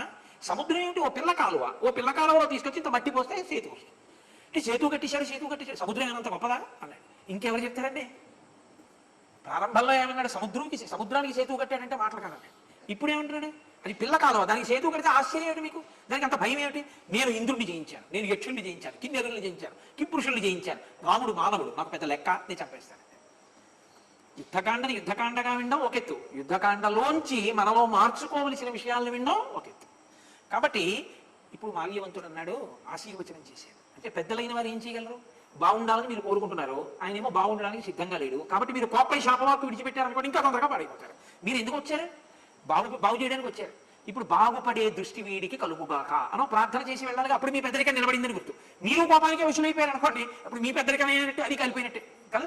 అలా ఉండకూడదు కదా. కాబట్టి మాల్యవంతుడు అన్నాడు, జయాశిషాచరాజానాం వర్ధయిత్వా యథోచితం మాల్యవాన్ అభ్యనుజ్ఞాతో జగామస్వం నివేశనం. నాయన నీకు జయము కలుగుగాక అని ఆశీర్వదించి నేను బయలుదేరనా అని అడిగి ఆ భవనాన్ని విడిచిపెట్టి తన ఇంటికి వెళ్ళిపోయాడు. అంటే ఇప్పుడు ఆయన ఏమైనా బాధపడతాడా? వినలేదని ఆయన బాధపడ్డాడు అనుకోండి, ఆయన కూడా జారిపోయినట్టు. తన కర్తవ్యం తాను నిర్వహించాడు. నేను చెయ్యవలసిన విషయం నేను చేశాను, నేను చెప్పగలిగింది చెప్పాను. వినకపోతే వాడి కర్మ, నేనేం చేస్తాను? నేను దగ్గర ఉండి చేయిస్తానా? One can take a horse to a pond but you can't make a drink. మీరు గుర్రాన్ని నీటి దగ్గరికి తీసుకెళ్ళగలరేమో కానీ నీరు తాగించలేరు. అందుకే కదండి మహాసత్పురుషుడైనటువంటి వాడి కడుపున ఒక్కొక్కసారి దుర్మార్గుడు పుడుతుంటాడు. కారణం ఏంటంటే ఎదురుగుండా తండ్రి ఉంటే తానెలా దుర్మార్గుడు కాగలిగాడు కూడా ఇది కథలో? అంటే తన మనసుని తాను నిగ్రహించలేకపోయాడు, కాబట్టి పాడైపోతాడు అంతే. కాబట్టి ఇప్పుడు మాల్యవంతుడు వెళ్ళిపోయిన తరువాత రామచంద్రమూర్తి సైన్యాన్నంతటినీ తీసుకుని ఒక్కసారి అసలు ఆ అంతఃపురం, ఆ లంకాపట్టణం, దాని వైభవం చూడాలి అనుకున్నారు. లంకలో ఉన్న విచిత్రం ఏంటంటే దక్షిణ తీరంలో దీని గురించి విశ్వకర్మ చెప్తారు. ఎక్కడ చెప్పారంటే ఉత్తరాఖండలో చెప్పారు. ఇక్కడ చెప్పలేదు కానీ ఉత్తరాఖండలో ఉన్న విషయం. 100 యోజనముల సముద్రాన్ని దక్షిణ తీరంలో దాటి విడితే 2 మహాద్భుతమైనటువంటి పర్వతాలు ఉన్నాయి. ఒకటి సువేలం, ఒకటి త్రికూటం. ఈ రెండు పర్వతాల్లోనూ త్రికూటం మీద లంక ఉంటుంది. సువేలం మీదకి రాముడు ఎక్కుతాడు. సువేల పర్వతం మీదకి రాముడు వానర సైన్యంతో కలిసి ఆ పర్వత శిఖరం పైకి వెళ్ళాడు. అక్కడి నుంచి లంకాపట్టణంలోకి ఆ ఉన్నటువంటి నగరాన్నంతటినీ చూద్దాము అని. కాబట్టి ఇప్పుడు ఆయన సువేల పర్వతం మీదకి ఎక్కేటప్పటికి చీకటి పడింది. అక్కడే అందరూ ఆ రాత్రి విశ్రాంతి తీసుకున్నాడు. మరునాడు ఉదయం ఆ పర్వత శిఖరం నుంచి లంకాపట్టణంలోకి చూశారు. చూసేటప్పటికి రావణాసురుడు నివసించేటటువంటి ప్రాసాదం కనపడింది. ఆ ప్రాసాదంలో తస్యాం గోపుర శృంగస్థం రాక్షసేంద్రం దురాసదం శ్వేత చామర పర్యంతం విజయ ఛత్రశోభితం రక్తచందన సంలిప్తం రత్నాభరణ భూషితం నీల జీమూత సంకాశం హేమ సంఛాదితాంబరం ఐరావత విషాణాగ్రై ఉత్కృష్ట క్షిణవక్షసం శశలోహిత రాగేణ సంవీతం రక్తవాసస సంధ్యా తపేన సంవీతం మేఘరాశి వివాంబరే. వెంటనే అలా చూసేసరికి తెల్లటి గొడుగు కింద అమూల్యమైనటువంటి పట్టుబట్ట కట్టుకుని నల్లటి మబ్బు కిందకి దిగితే ఎలా ఉంటుందో అటువంటి స్వరూపంతో చిత్ర విచిత్రమైనటువంటి బంగారు ఆభరణములను ధరించినటువంటి వాడై గుండెల మీద ఐరావతం తన కొమ్ములతో కుమ్మి తన యొక్క దంతములతో కుమ్మితే ఏర్పడినటువంటి గాయములతో కూడినటువంటి వాడై చెవుల పిల్లి రక్తం ఎలా ఉంటుందో అటువంటి ఎరుపుతనంతో కూడిన ఎర్రచందనాన్ని ఒళ్ళంతా అలదుకున్నవాడై చాలా విలాసంగా ఒక ఆసనం మీద మేడ మీద కూర్చున్నటువంటి రావణాసురుడు కనపడ్డాడు. కనపడగానే ఎవరికి ఎక్కువ కోపం రావాలి? రామచంద్రమూర్తికి రావాలి. కానీ రాముడు నిగ్రహించుకున్నాడు. ఇది జితక్రోధ, ఎక్కడ అవసరమో అక్కడ బయట పెడతాడు. కానీ సుగ్రీవుడు తప్పు అని మీరు చెప్పడం చాలా కష్టం. ఎందుకో తెలుసా అండి? తొందరపడి తప్పని చెప్పేయడం చాలా తేలిక. అపారమైనటువంటి ప్రేమ ఉన్నవాడు తట్టుకోలేకపోయాడు సుగ్రీవుడు. వెంటనే ఒక్క దూకు దూకి ఎగిరి రావణాసుడి యొక్క అంతఃపురంలో పడ్డాడు. పడి ఆ కూర్చున్నటువంటి ఆ రావణుని యొక్క కిరీటాన్ని పట్టుకుని లాగేశాడు. లాగేసి ఒక్కసారి దాన్ని తీసి నేలకేసి కొట్టాడు. ఆ కిరీటం లేకుండా నిలబడిపోయినటువంటి రావణుడు వచ్చినవాడు సుగ్రీవుడు అని గుర్తించాడు. లోకనాథస్య రామస్య సఖాదాసోస్మి రాక్షస నమయా మోక్షసేద్యత్వం పార్థివేంద్రస్య తేజస ఇత్యుక్త్వా సహసోత్పత్య పుప్లువేతస్య చోపరి అకృష్యమకుటం చిత్రం పతయిత్వా పతద్భువి సుగ్రీవస్తం పరోక్షం మే హీనగ్రీవో భవిష్యసి అంటాడు రావణాసురుడు. ఆ కిరీటం తీసి నేలకేసి కొట్టి ఒక్కసారి రావణాసురుడిని పట్టుకుని ఒక్క కుదుపు కుదిపి కిందకి తోసేశాడు. ఆయన నేల మీద పడిపోయాడు. పడిపోయినటువంటి రావణుడి దగ్గరికి వెళ్ళి లోకనాథస్య రామస్య, లోకనాథుడైనటువంటి రామచంద్రమూర్తి యొక్క సఖుణ్ణి నేను, నా పేరు సుగ్రీవుడు, నేను నిన్ను నిర్జించడానికి వచ్చానని ఆయనతో కలియబడ్డాడు. రావణుడు అన్నాడు, నా కంట పడలేదు కాబట్టి సుగ్రీవుడివి, ఇక నా కంట పడ్డావు కాబట్టి నువ్వు గ్రీవము లేనివాడి అవుతావు, అంటే కంఠం లేనివాడి అవుతావని ఇద్దరు కలియబడ్డారు. చాలా విశేషమైనటువంటి మల్ల యుద్ధం జరుగుతోంది. ఇద్దరు యుద్ధం చేస్తున్న సమయంలో రావణాసురుడు అకస్మాత్తుగా తన మాయాబలాన్ని పైకి తీశాడు. ఇది చమత్కారంగా ఉంటుంది. కాబట్టి ఇప్పుడు సుగ్రీవుడు గమనించాడు, ఓహో మాయాయుద్ధాన్ని ప్రారంభం చేశాడు. మాయాయుద్ధం ఎప్పుడూ టక్కరితనంగా ఉంటుంది. ధర్మయుద్ధం మాయాయుద్ధం ముందు నిలబడగలదా అంటే చిట్ట చివరికి నిలబడుతుందని చెప్పాలి. ఎందుకంటే అలా చెప్పకపోతే ధర్మం అన్న మాటకు అర్థం ఉండదు. కానీ తాత్కాలికంగా మాత్రం మాయాయుద్ధాన్ని జయించడం అంత తేలికైన విషయం ఏం కాదు. కాబట్టి ఒక్క క్షణంలో మాయాయుద్ధం చేయడానికి సిద్ధపడుతున్నాడని గ్రహించిన సుగ్రీవుడు రావణాసురుడి అంతఃపురం నుంచి ఒక్క దూకు దూకి మళ్ళీ రామచంద్రమూర్తి ఉన్న చోటుకొచ్చి సువేల పర్వత శిఖరం మీద నిలబడ్డాడు. వెంటనే రాముడు అన్నాడు సుగ్రీవుడితో, అద తస్మిన్ నిమిత్తాని దృష్ట్వా లక్ష్మణపూర్వజః సుగ్రీవం సంపరిష్వజ్య తదా వచనమబ్రవీత్ అసమ్మంత్ర్య మహాసార్థం తడిదం సాహసంకృతం ఏవం సాహసకర్మాణి నకుర్వంతి జనేశ్వరాః సంశయే స్థాప్య మాం చేదం బలం చ స విభీషణం కష్టం కృతమిదం వీర సాహసం సహసప్రియ ఇదానీం మా క్రుధా వీర ఏవం విధమచింతితం త్వయి కించిత్ సమాపన్నే కిం కార్యం సీతయా మమ భరతేన మహాబాహో లక్ష్మణేన మవీయస శత్రుఘ్నేన చ శత్రుఘ్న స్వశరీరేణ వా పునః త్వయి చానాగా ఆగతే పూర్వం ఇతి మే నిశ్చితామతిః జానతశ్చాపి తే వీర్యం మహేంద్ర వరుణోపమ హత్వాహం రావణం యుద్ధే సుషత్ర బలవాహనం అభిషిచ్య చ లంకాయాం విభీషణ మధాపి చ భరతే రాజ్యమావేశ్య త్యక్షే దేహం మహాబల. ఓ సుగ్రీవ, నువ్వు అకస్మాత్తుగా ఇటువంటి సాహసోపేతమైన పనులు చేస్తుంటావు. ఉన్నవాడివి ఉన్నట్టు అకస్మాత్తుగా వెళ్ళి రావణాసురుడి మీద పడి యుద్ధం మొదలుపెట్టావు కదా. యుద్ధం అన్న తర్వాత జయాపజయములు ఎటు వస్తాయో తెలియదు కదా. ఒకవేళ జరగరానిది ఏదైనా జరిగితే అప్పుడు నాకు అసలు సీతమ్మ లభించినా ఏమిటి ఉపయోగం? లక్ష్మణుడే నా పక్కన ఉన్నా ఏమిటి ఉపయోగం? నన్ను నమ్మిన ప్రాణమిత్రుడు నా కొరకు ఉపకారం చేద్దామని వచ్చిన వాడు జరగరానిది జరిగి శరీరాన్ని విడిచిపెడితే నేను ఉండగలనా? నేనేమనుకున్నానో తెలుసా? నువ్వు వెళ్ళిన తర్వాత సుగ్రీవుడు తిరిగి రాకపోతే ఈ క్షణంలోనే రావణాసురుణ్ణి సంహరించిన తర్వాత విభీషణుడికి పట్టాభిషేకం చేసి నేను కూడా నా శరీరాన్ని విడిచిపెట్టేద్దాం అనుకున్నాను. ఇక తిరిగి వెళ్ళే ఉద్దేశ్యం కూడా నాకు లేదు. నేను నీతో పాటు స్వర్గలోకానికి రావాలి అని అనుకున్నాను. కాబట్టి ఇంకెప్పుడూ నువ్వు ఇటువంటి దూకుడుతో కూడిన చేష్టితములు చేయవద్దు, సాహసములు చేయవద్దు. అంటే రామచంద్రమూర్తి యొక్క ప్రియత్వం అంటే ఆయన ప్రేమ అలా ఉంటుంది. ఒక్కసారి మీరు రాముణ్ణి నమ్మి ఒక్కసారి మీరు రామ కిక్కరుడయ్యారనుకోండి, అంతే.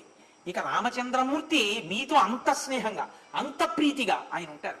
ఆయన ఉంటారు అనడానికి లోకంలో ఎన్ని ఉదాహరణలు ఉన్నాయో, ఎంతమందిని ఎన్ని రకాలుగా రామచంద్రమూర్తి కాపాడారో, ఎంతమందిని ఎన్ని రకాలుగా రక్షించారో మహానుభావుడు.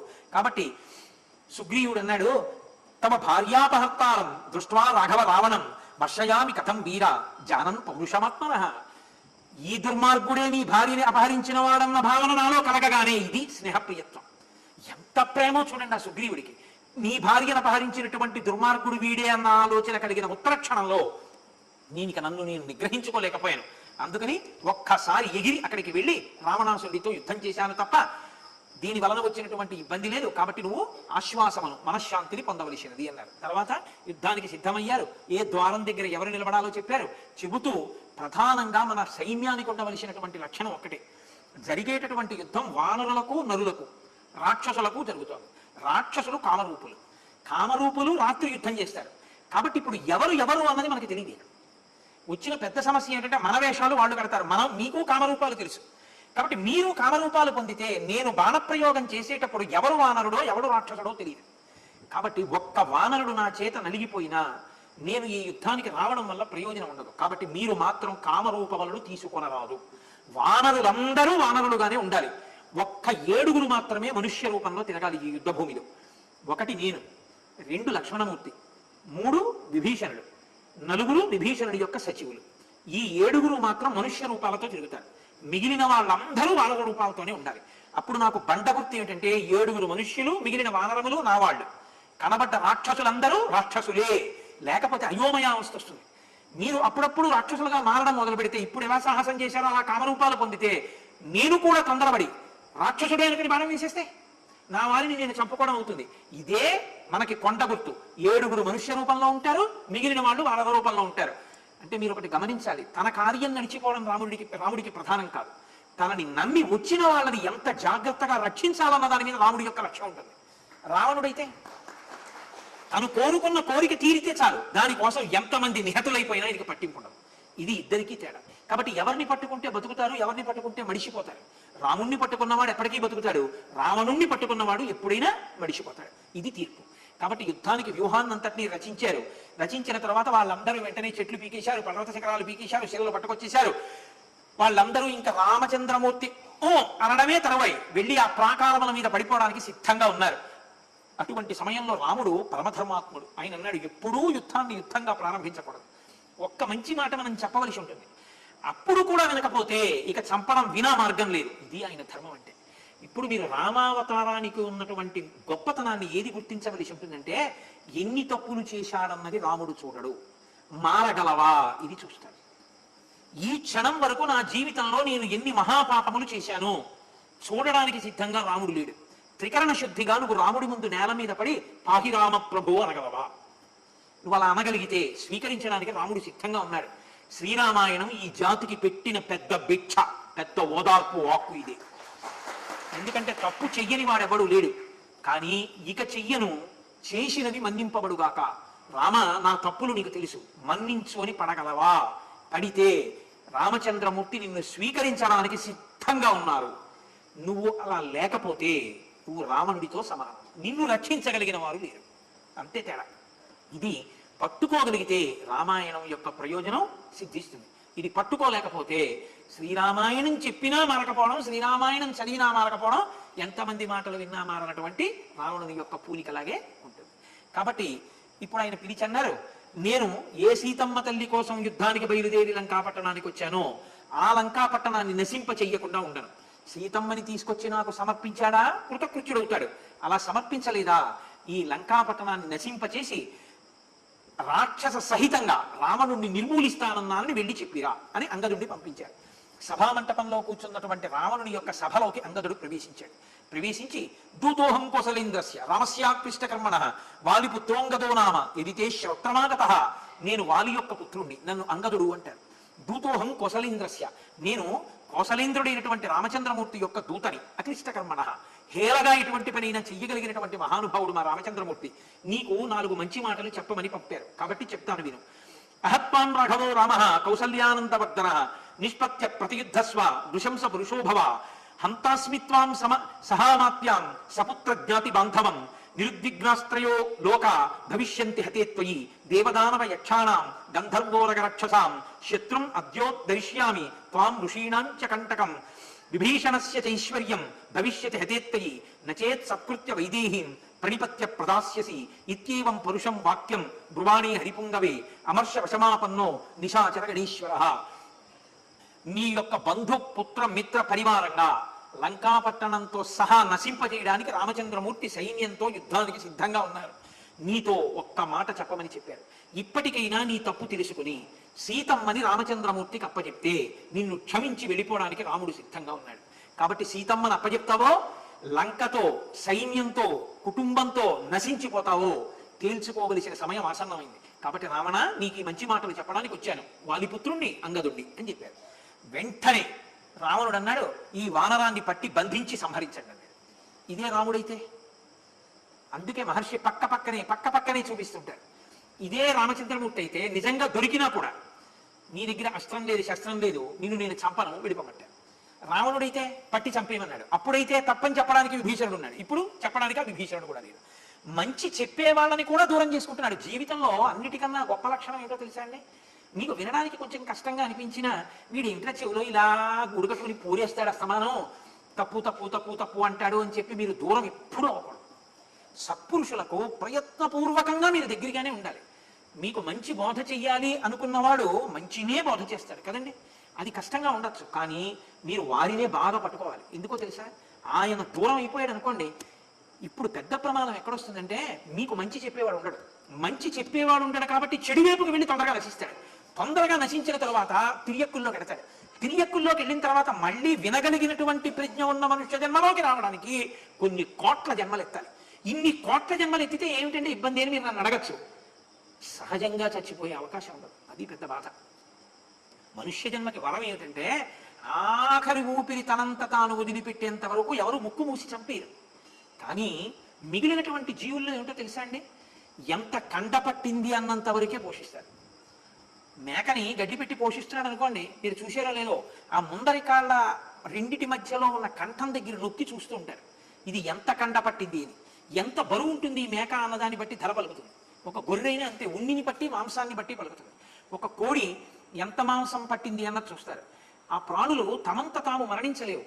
వాటిని ఉచ్చు వేసి పట్టి చంపేస్తారు, బాణం వేసి కొట్టి చంపేస్తారు, కత్తి పెట్టి కంఠం కోసి చంపేస్తారు. కొన్ని ప్రాణులనైతే కోసి చంపడం కుదరదని పట్టి కాళ్ళు, 4 కాళ్ళు, వెనక 2 కాళ్ళు, ముందు 2 కాళ్ళు కట్టేసి ఆ ప్రాణి ఇలా తిరగేసి కడుపు మీద రోకాళ్లతో కొడతారు. కొడుతుంటే అది అరుస్తుంటే ఇంతంత పైకి లావును ఉబ్బుతుంటుంది కడుపు. ఉబ్బి చచ్చిపోతుంది. నేను ఏ ప్రాణి గురించి చెప్తున్నానో మీకు తెలుసు. నేను నా నోటితో అనడం ఎందుకు అని ఆ బాధతో కూడిన ప్రాణి గురించి అనకూడదని నేను అంటలేదు. ఉచ్చు వేసి పట్టి కొట్టి చంపి దాని తోలు తీయడం కష్టమని దాన్ని అలాగే 2 స్తంభాలు కట్టి వేలాడ వేసి కింద నుంచి అగ్నిహోత్రం పెట్టి కాల్చేస్తే ఏ రూపంతో ఉందో ఆ రూపంలోనే ఉడికిపోయాక అప్పుడు కోసి మాంసపు ముక్కలు తీసి అమ్ముతారు. ఎంత దుర్భరమైన చావు చచ్చిపోతుందో మీరు చూడండి.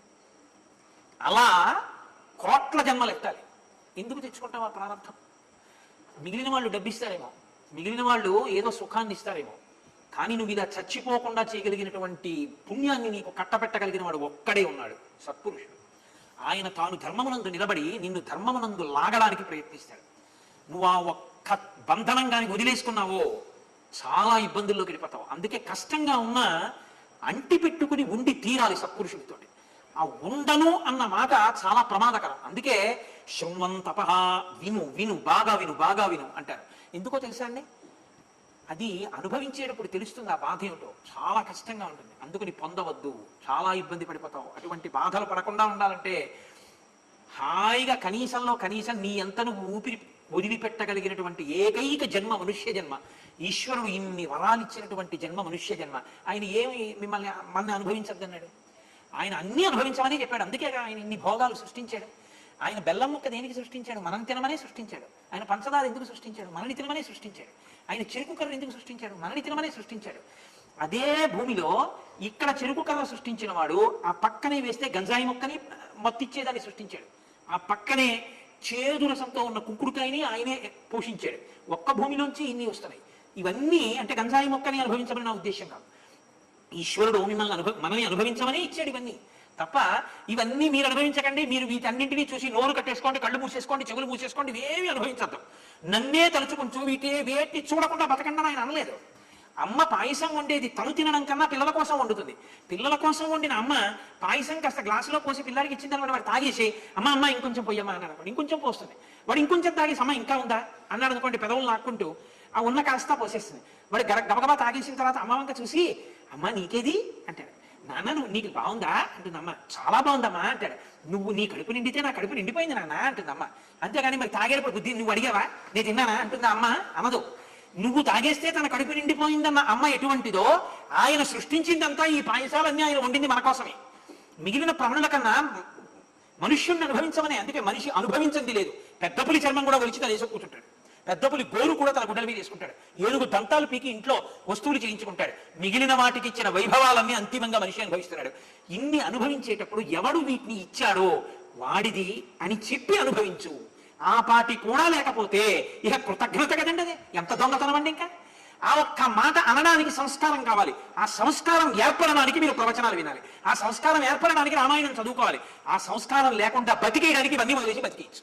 కానీ తర్వాత వచ్చే జన్మలో పునర్జన్మ సిద్ధాంతం అంగీకరిస్తేగా బొట్టు పెట్టుకొచ్చి గుళ్ళో కూర్చున్నావు. మరి మిగిలిన జన్మల్లో ఎలా బతుకుతావు? మళ్ళీ ఎన్ని కోట్ల జన్మల తర్వాత వినే అదృష్టం నీకు కలుగుతుంది? ఇప్పుడు వినని వాడిగా అప్పుడు వింటామని నమ్మకం. ఎన్ని కోట్ల జన్మలు అంత కష్టమైన చావు చావవలసి ఉంటుంది. ఇందుకు వచ్చిన ప్రారంభం. ఏవి ఈశ్వరుడు నిన్ను వద్దన్నాడు? ధార్మికంగా అనుభవించు అన్నాడు. ధార్మికంగా అనుభవించడానికి నువ్వు సిద్ధపడితే నువ్వు అదృష్టవంతుడు, హాయిగా అనుభవించవచ్చు. ఏది అనుభవిస్తున్నా వేదం అంగీకరించిన రీతిలో చక్కగా అనుభవిస్తూ ఈశ్వరా ఇది నీ అనుగ్రహం అనొక్క మాట నిజాయితీగా అనగలిగితే, ఇప్పుడు నాకు ఒక విడిది ఇచ్చారండి ఎక్కడ ఉండమని, నేను ఆ విడిదిలో ఉన్నాను, అది చాలా బాగుందని ఆఖరి రోజున వెళ్ళిపోయే ముందు నేను ఎవరికో అద్దెకిచ్చి వెళ్ళిపోయాను అనుకోండి, ఇక మళ్ళీ ఎప్పుడైనా ఇస్తారా? నేను అందులో ఉన్నప్పుడు ప్రతిరోజు నన్ను అడుగుతుంటారు, హరిప్రసాద్ గారు అయ్యా బాగుందా, మీకు ఏమైనా ఇబ్బంది లేదు కదా, అందులో ఇంకేమైనా సౌకర్యం కావాలా అంటారు. ఎందుకంటారు? ఆయనది అది, నాకు తాత్కాలికంగా ఇచ్చారు విడిది, ఆయనది అని నేను ఆ మర్యాదతో దాన్ని అనుభవించిన నాళ్ళు సంతోషంగా ఇస్తా. ఇది బాగుందండి నా పేరు రాసేస్తారా అని అనుకోండి, ఇక వచ్చేసారి ఒక ఆకేస్తారు నేను వచ్చినప్పుడు, ఏమో ఏమంటారో ఏది ఇస్తేనని కదా. కాబట్టి ఆయనది అంటే నువ్వు అంత సంతోషిస్తున్నావే. నాన్నగారు తీసుకొచ్చారని ఒక్క మాట లేకపోయిందంటాడు పిల్లల్ని, మంచి బట్టలు పట్టుకొస్తాడు, వేసి కట్టుకుని దండం పెట్టలేదు అనుకోండి, లేదా నమస్కారం చేయలేదు అనుకోండి, ఏ నాన్నగారు తెచ్చారు బట్టలు అని ఒక్క మాట లేకపోయింది. చూసావా, ఇంత కష్టపడి పిల్లల్ని పెద్ద చేశాను, నాన్నగారండి మీ వల్ల ఇంత వృద్ధిలోకి వచ్చాను అనలేదు వాడని అంత గింజుకుంటావే. భార్య వండింది అక్కడ పెడితే అంతా తినేసి చేయగడుక్కుని ఏమండి ఎలా ఉంది అంటుంది, అన్నారు అనుకోండి, ఏ బాగుందంటే పంపడిపోయింది ఏంటి, పలుకే బంగారామాయేనా అన్నారు. ప్రతి వాళ్ళు ఏ ఆ మాట అనలేవా అంటారు. ఏం ఇన్ని మీకు ఇచ్చిన వాడిని స్మరించకపోతే మరి వాడేమనుకోవాలి? ఊపిరి నువ్వు తీయట్లేదుగా, నిద్రపోయినప్పుడు వాడుగా తీస్తున్నాడు, భవతి ఉన్నావడానికి వాడుగా కారణం, అందువల్ల కదా మిగిలినవన్నీ వచ్చాయి. మరి వాడిని స్మరించకపోవడం ఎంత కృతజ్ఞత.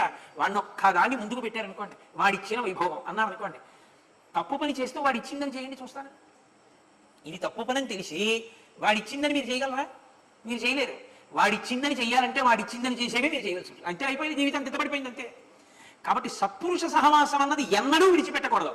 అసలు మంచి మాట వినడానికి ఎవరు సిద్ధంగా లేడో వాడే పతనం అయిపోతున్నాడని గుర్తు. వాడికి వినడానికి ఖాళీ ఉండదు, వాడు వినడం. కాబట్టి ఇప్పుడు ఈ అంగదుండి పట్టి సంహరించండి అన్నాడు. ఆయన భయపడ్డాడు, ఆయన అలా నించున్నాడు. ఎందుకు నించున్నాడో తెలుసా అండి? నన్ను పట్టగలిగిన మనగాడు ఉన్నాడు ఏంటి ఇక్కడ, ఇది ఆయన నమ్మకం. ఏదో 10 మంది వచ్చారు, చంకల్లో చేతులు పెట్టారు, ఆయన పట్టుకున్నారు. ఇప్పుడు ఆయన ఏం చేశాడు? వీళ్లతో సహా ఎగిరిపోయాడు. ఎగిరిపోయి ప్రాకారం మీద దిగితే ప్రాకారం బద్దలైపోయింది. ఇది ఆయన బలం, ఆయన బలం వాడికి తెలియదు. ఎప్పుడు కోతులు అనుకుంటూ ఉంటాడు. ఇప్పుడు ఆ శంఖంలో ఉన్న వాళ్ళని అక్కడి నుంచి కిందకి విసిరి పారేశాడు. వాళ్ళందరూ మరణించారు. ఎవరిని చంపుతానన్నాడో ఆయన చేతిలో తన కింకర్లు చచ్చిపోయారు. ఆయన ఒక్క దూకి రాముడి దగ్గరికి వెళ్ళారు. అది రావణుడి యొక్క పరిస్థితి. రామా చెప్తే వినేవాడు కాదు, కాబట్టి మనమే కదులుదాం ఇంకా అన్నాడు. కాబట్టి మంచి లేదు, కాబట్టి ఇక ఆ శరీరంతో వాడిని ఉంచడం అనవసరమని ఈశ్వరుడు విడిపించాడు. ఇప్పుడు రాముడు రావణుడిని సంహరించడం కారుణ్యానికి పరాకాష్ట. తన భార్య కోసం చంపాడని మీరు అంటారా? ఇది ఆయన ధర్మం, ఇది రామచంద్రమూర్తి యొక్క గొప్పతనం. రేపు యుద్ధం ప్రారంభం అవుతుంది. ఇవాళ సంతోషంగా ఉండనివ్వండి, ఇవాళ ఎందుకు మొదలు పెట్టడం చీకటి పడ్డాక రాక్షసుల్లాగా? రేపు అసుర సంధ్య వేళలో మొదలు పెట్టినా తప్పే, కానీ ఏం చేస్తాం, మరి అంతకన్నా అవకాశం లేదుగా. కాబట్టి ఈశ్వరుణ్ణి తెలుసుకుని ధర్మయుద్ధం రావణ సంహారంలో యజ్ఞం, కాబట్టి యజ్ఞం అనుకుని ప్రారంభం చేద్దాం. రేపు సాయంకాలం రావణ వధ గురించి చెప్తాను. మీతో మనవి చేశాను నేను, మీకందరికీ కూడా తోటకాష్టకాన్ని ముద్రణ చేయించి ఇచ్చారు. ఇది చాలా గొప్ప అష్టకం. నేను మీతో ఒక మాట చెప్పవలసి ఉంటుంది ఇది చెప్పించే ముందు. తోటకాచార్యుల వారు శంకర భగవత్పాదుల యొక్క ప్రధానమైన నలుగురు శిష్యుల్లో ఒకరు. ఎందుకంటే శంకరాచార్యుల వారికి ఎంతమంది శిష్యులు ఉన్నారు అని చెప్పడం చాలా కష్టం. మీరు శంకర విజయాలు చదివితే ఆయన ఎక్కడో కాకినాడలో ఉంటే ఇక్కడ వరకు ఉండేవారు. ఆయన వెనకాల వెళ్ళేటటువంటి సమూహం అంతమంది ఆయన అనుగమించారు.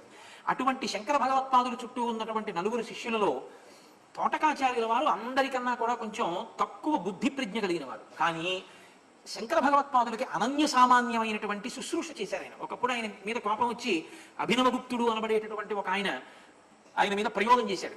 చేస్తే శంకరాచార్యుల వారికి భంగధర వ్యాధి పుట్టింది. అంటే ఆయన కూర్చునేటటువంటి చోట ఆసన భాగమనందు పుండు పుట్టింది. పుట్టి అది ఎప్పుడు నెత్తురోడేది. ఆయన ఒక అరగంట కూర్చుంటే పంచి అంతా నెత్తుడితో తడిసిపోయేది. కాబట్టి ఆయన ఆ పంచి విడిచిపెట్టేవారు. విడిచిపెడితే తోటకాచార్యుల వారు పట్టుకెళ్లి దాన్ని జాడించడం, ఉతకడం, ఆరేయడం. శంకరులకి అంత శుశ్రూష చేశారు తోటకాచార్యుల వారు. సరే, ఆ తర్వాత కాలంలో అది నయమైంది, వేరే విషయం అనుకోండి, శంకర విజయాల్లో ఉన్న గాథ. అటువంటి తోటకాచార్యుల వారు ఒకసారి శంకరుల పని మీద, అంటే శంకరుల పని అంటే శంకరులకి ఏముంటుంది, ఆయన పంచి ఆరాయడానికో దేనికో వెళ్ళారు. ఇంకా రాలేదు. శంకరాచార్యుల వారు పాఠం మొదలు పెడుతున్నారు. పద్మపాదాచార్యుల వారిది శునిశిత ప్రజ్ఞ. తోటకాచార్యుల వారు వస్తే మాత్రం ఆయనకి ఏం పెద్ద అర్థమైపోతుందా ఏమైనా, కాబట్టి పాఠం మొదలెలా ఉన్నారు. ఓహో, తోటకాచార్యుల వారంటే వీరికి ఇంత చిన్న చూపుగా ఉందని శంకరులు అనుగ్రహించారు. గురువుగారు సంకల్పం చేశారు. మహానుభావుడు శంకర భగవత్పాదులు అంటే అనుగ్రహించారంటే తోటకాచార్యుల వారికి ఎక్కడ లేని ప్రజ్ఞ భాషించి ఆయన శంకర భగవత్పాదుల్ని చూసి అప్పుడు గురువు గారిని చేసినటువంటి స్తోత్రమే తోటకాష్టకం. అందుకే ఆయన పేరు మీదే వచ్చింది అష్టకం. ఇది అసలు నిజానికి యథార్థం చెప్పాలంటే ఈ తోటకాష్టకానికి వ్యాఖ్యానం చేస్తే ఇందులోకే శంకర విజయాలన్నీ వచ్చేస్తాయి. అంత గొప్ప అష్టకం.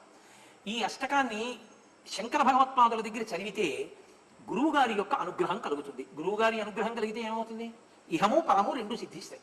కాబట్టి ఇది చదవాలి. కానీ తోటకాష్టకం చదవడానికి పెద్దలు ఒక నియమం చెప్తారు. ఏమిటా నియమం అంటే, కూర్చుని చదవకూడదు తోటకాష్టకం, నిలబడి చదవాలి. ప్రతిసారి కూడా మీరు చూడండి, ప్రతి శ్లోకానికి చివర భవశంకర దేశికమే శరణం అని ఉంటుంది. ఆ భవశంకర దేశికమే శరణం అన్న తర్వాత వంగి కుడి చేత్తో ఒకసారి నేలని ముట్టుకోవాలి. శంకరాచార్యుల వారి పాదములను ముట్టుకుని నమస్కారం చేయకూడదు, మీకు చెప్పాను కదా. అందుకని పాదములను ముట్టుకోవడం కన్నా పాదములను ముట్టుకోకుండా చేసిన నమస్కారం చాలా ప్రశస్తమైన నమస్కారం. అసలు ముట్టుకోకూడదు కూడా. పీఠాధిపతుల్ని సన్యసించిన వారిని ముట్టుకోరు. కాబట్టి దానికి కారణం వేరే ఉంటుంది. అందుకని భూమిని ముట్టుకుని నమస్కారం చేస్తాం. కాబట్టి మనం ఇవాళ అందరం లేచి నిలబడి ఆ స్తోత్రాన్ని చేద్దాం. కాబట్టి లేచిపోకండి, నేను అన్నానా లేచిపోమని. దానికన్నా ముందు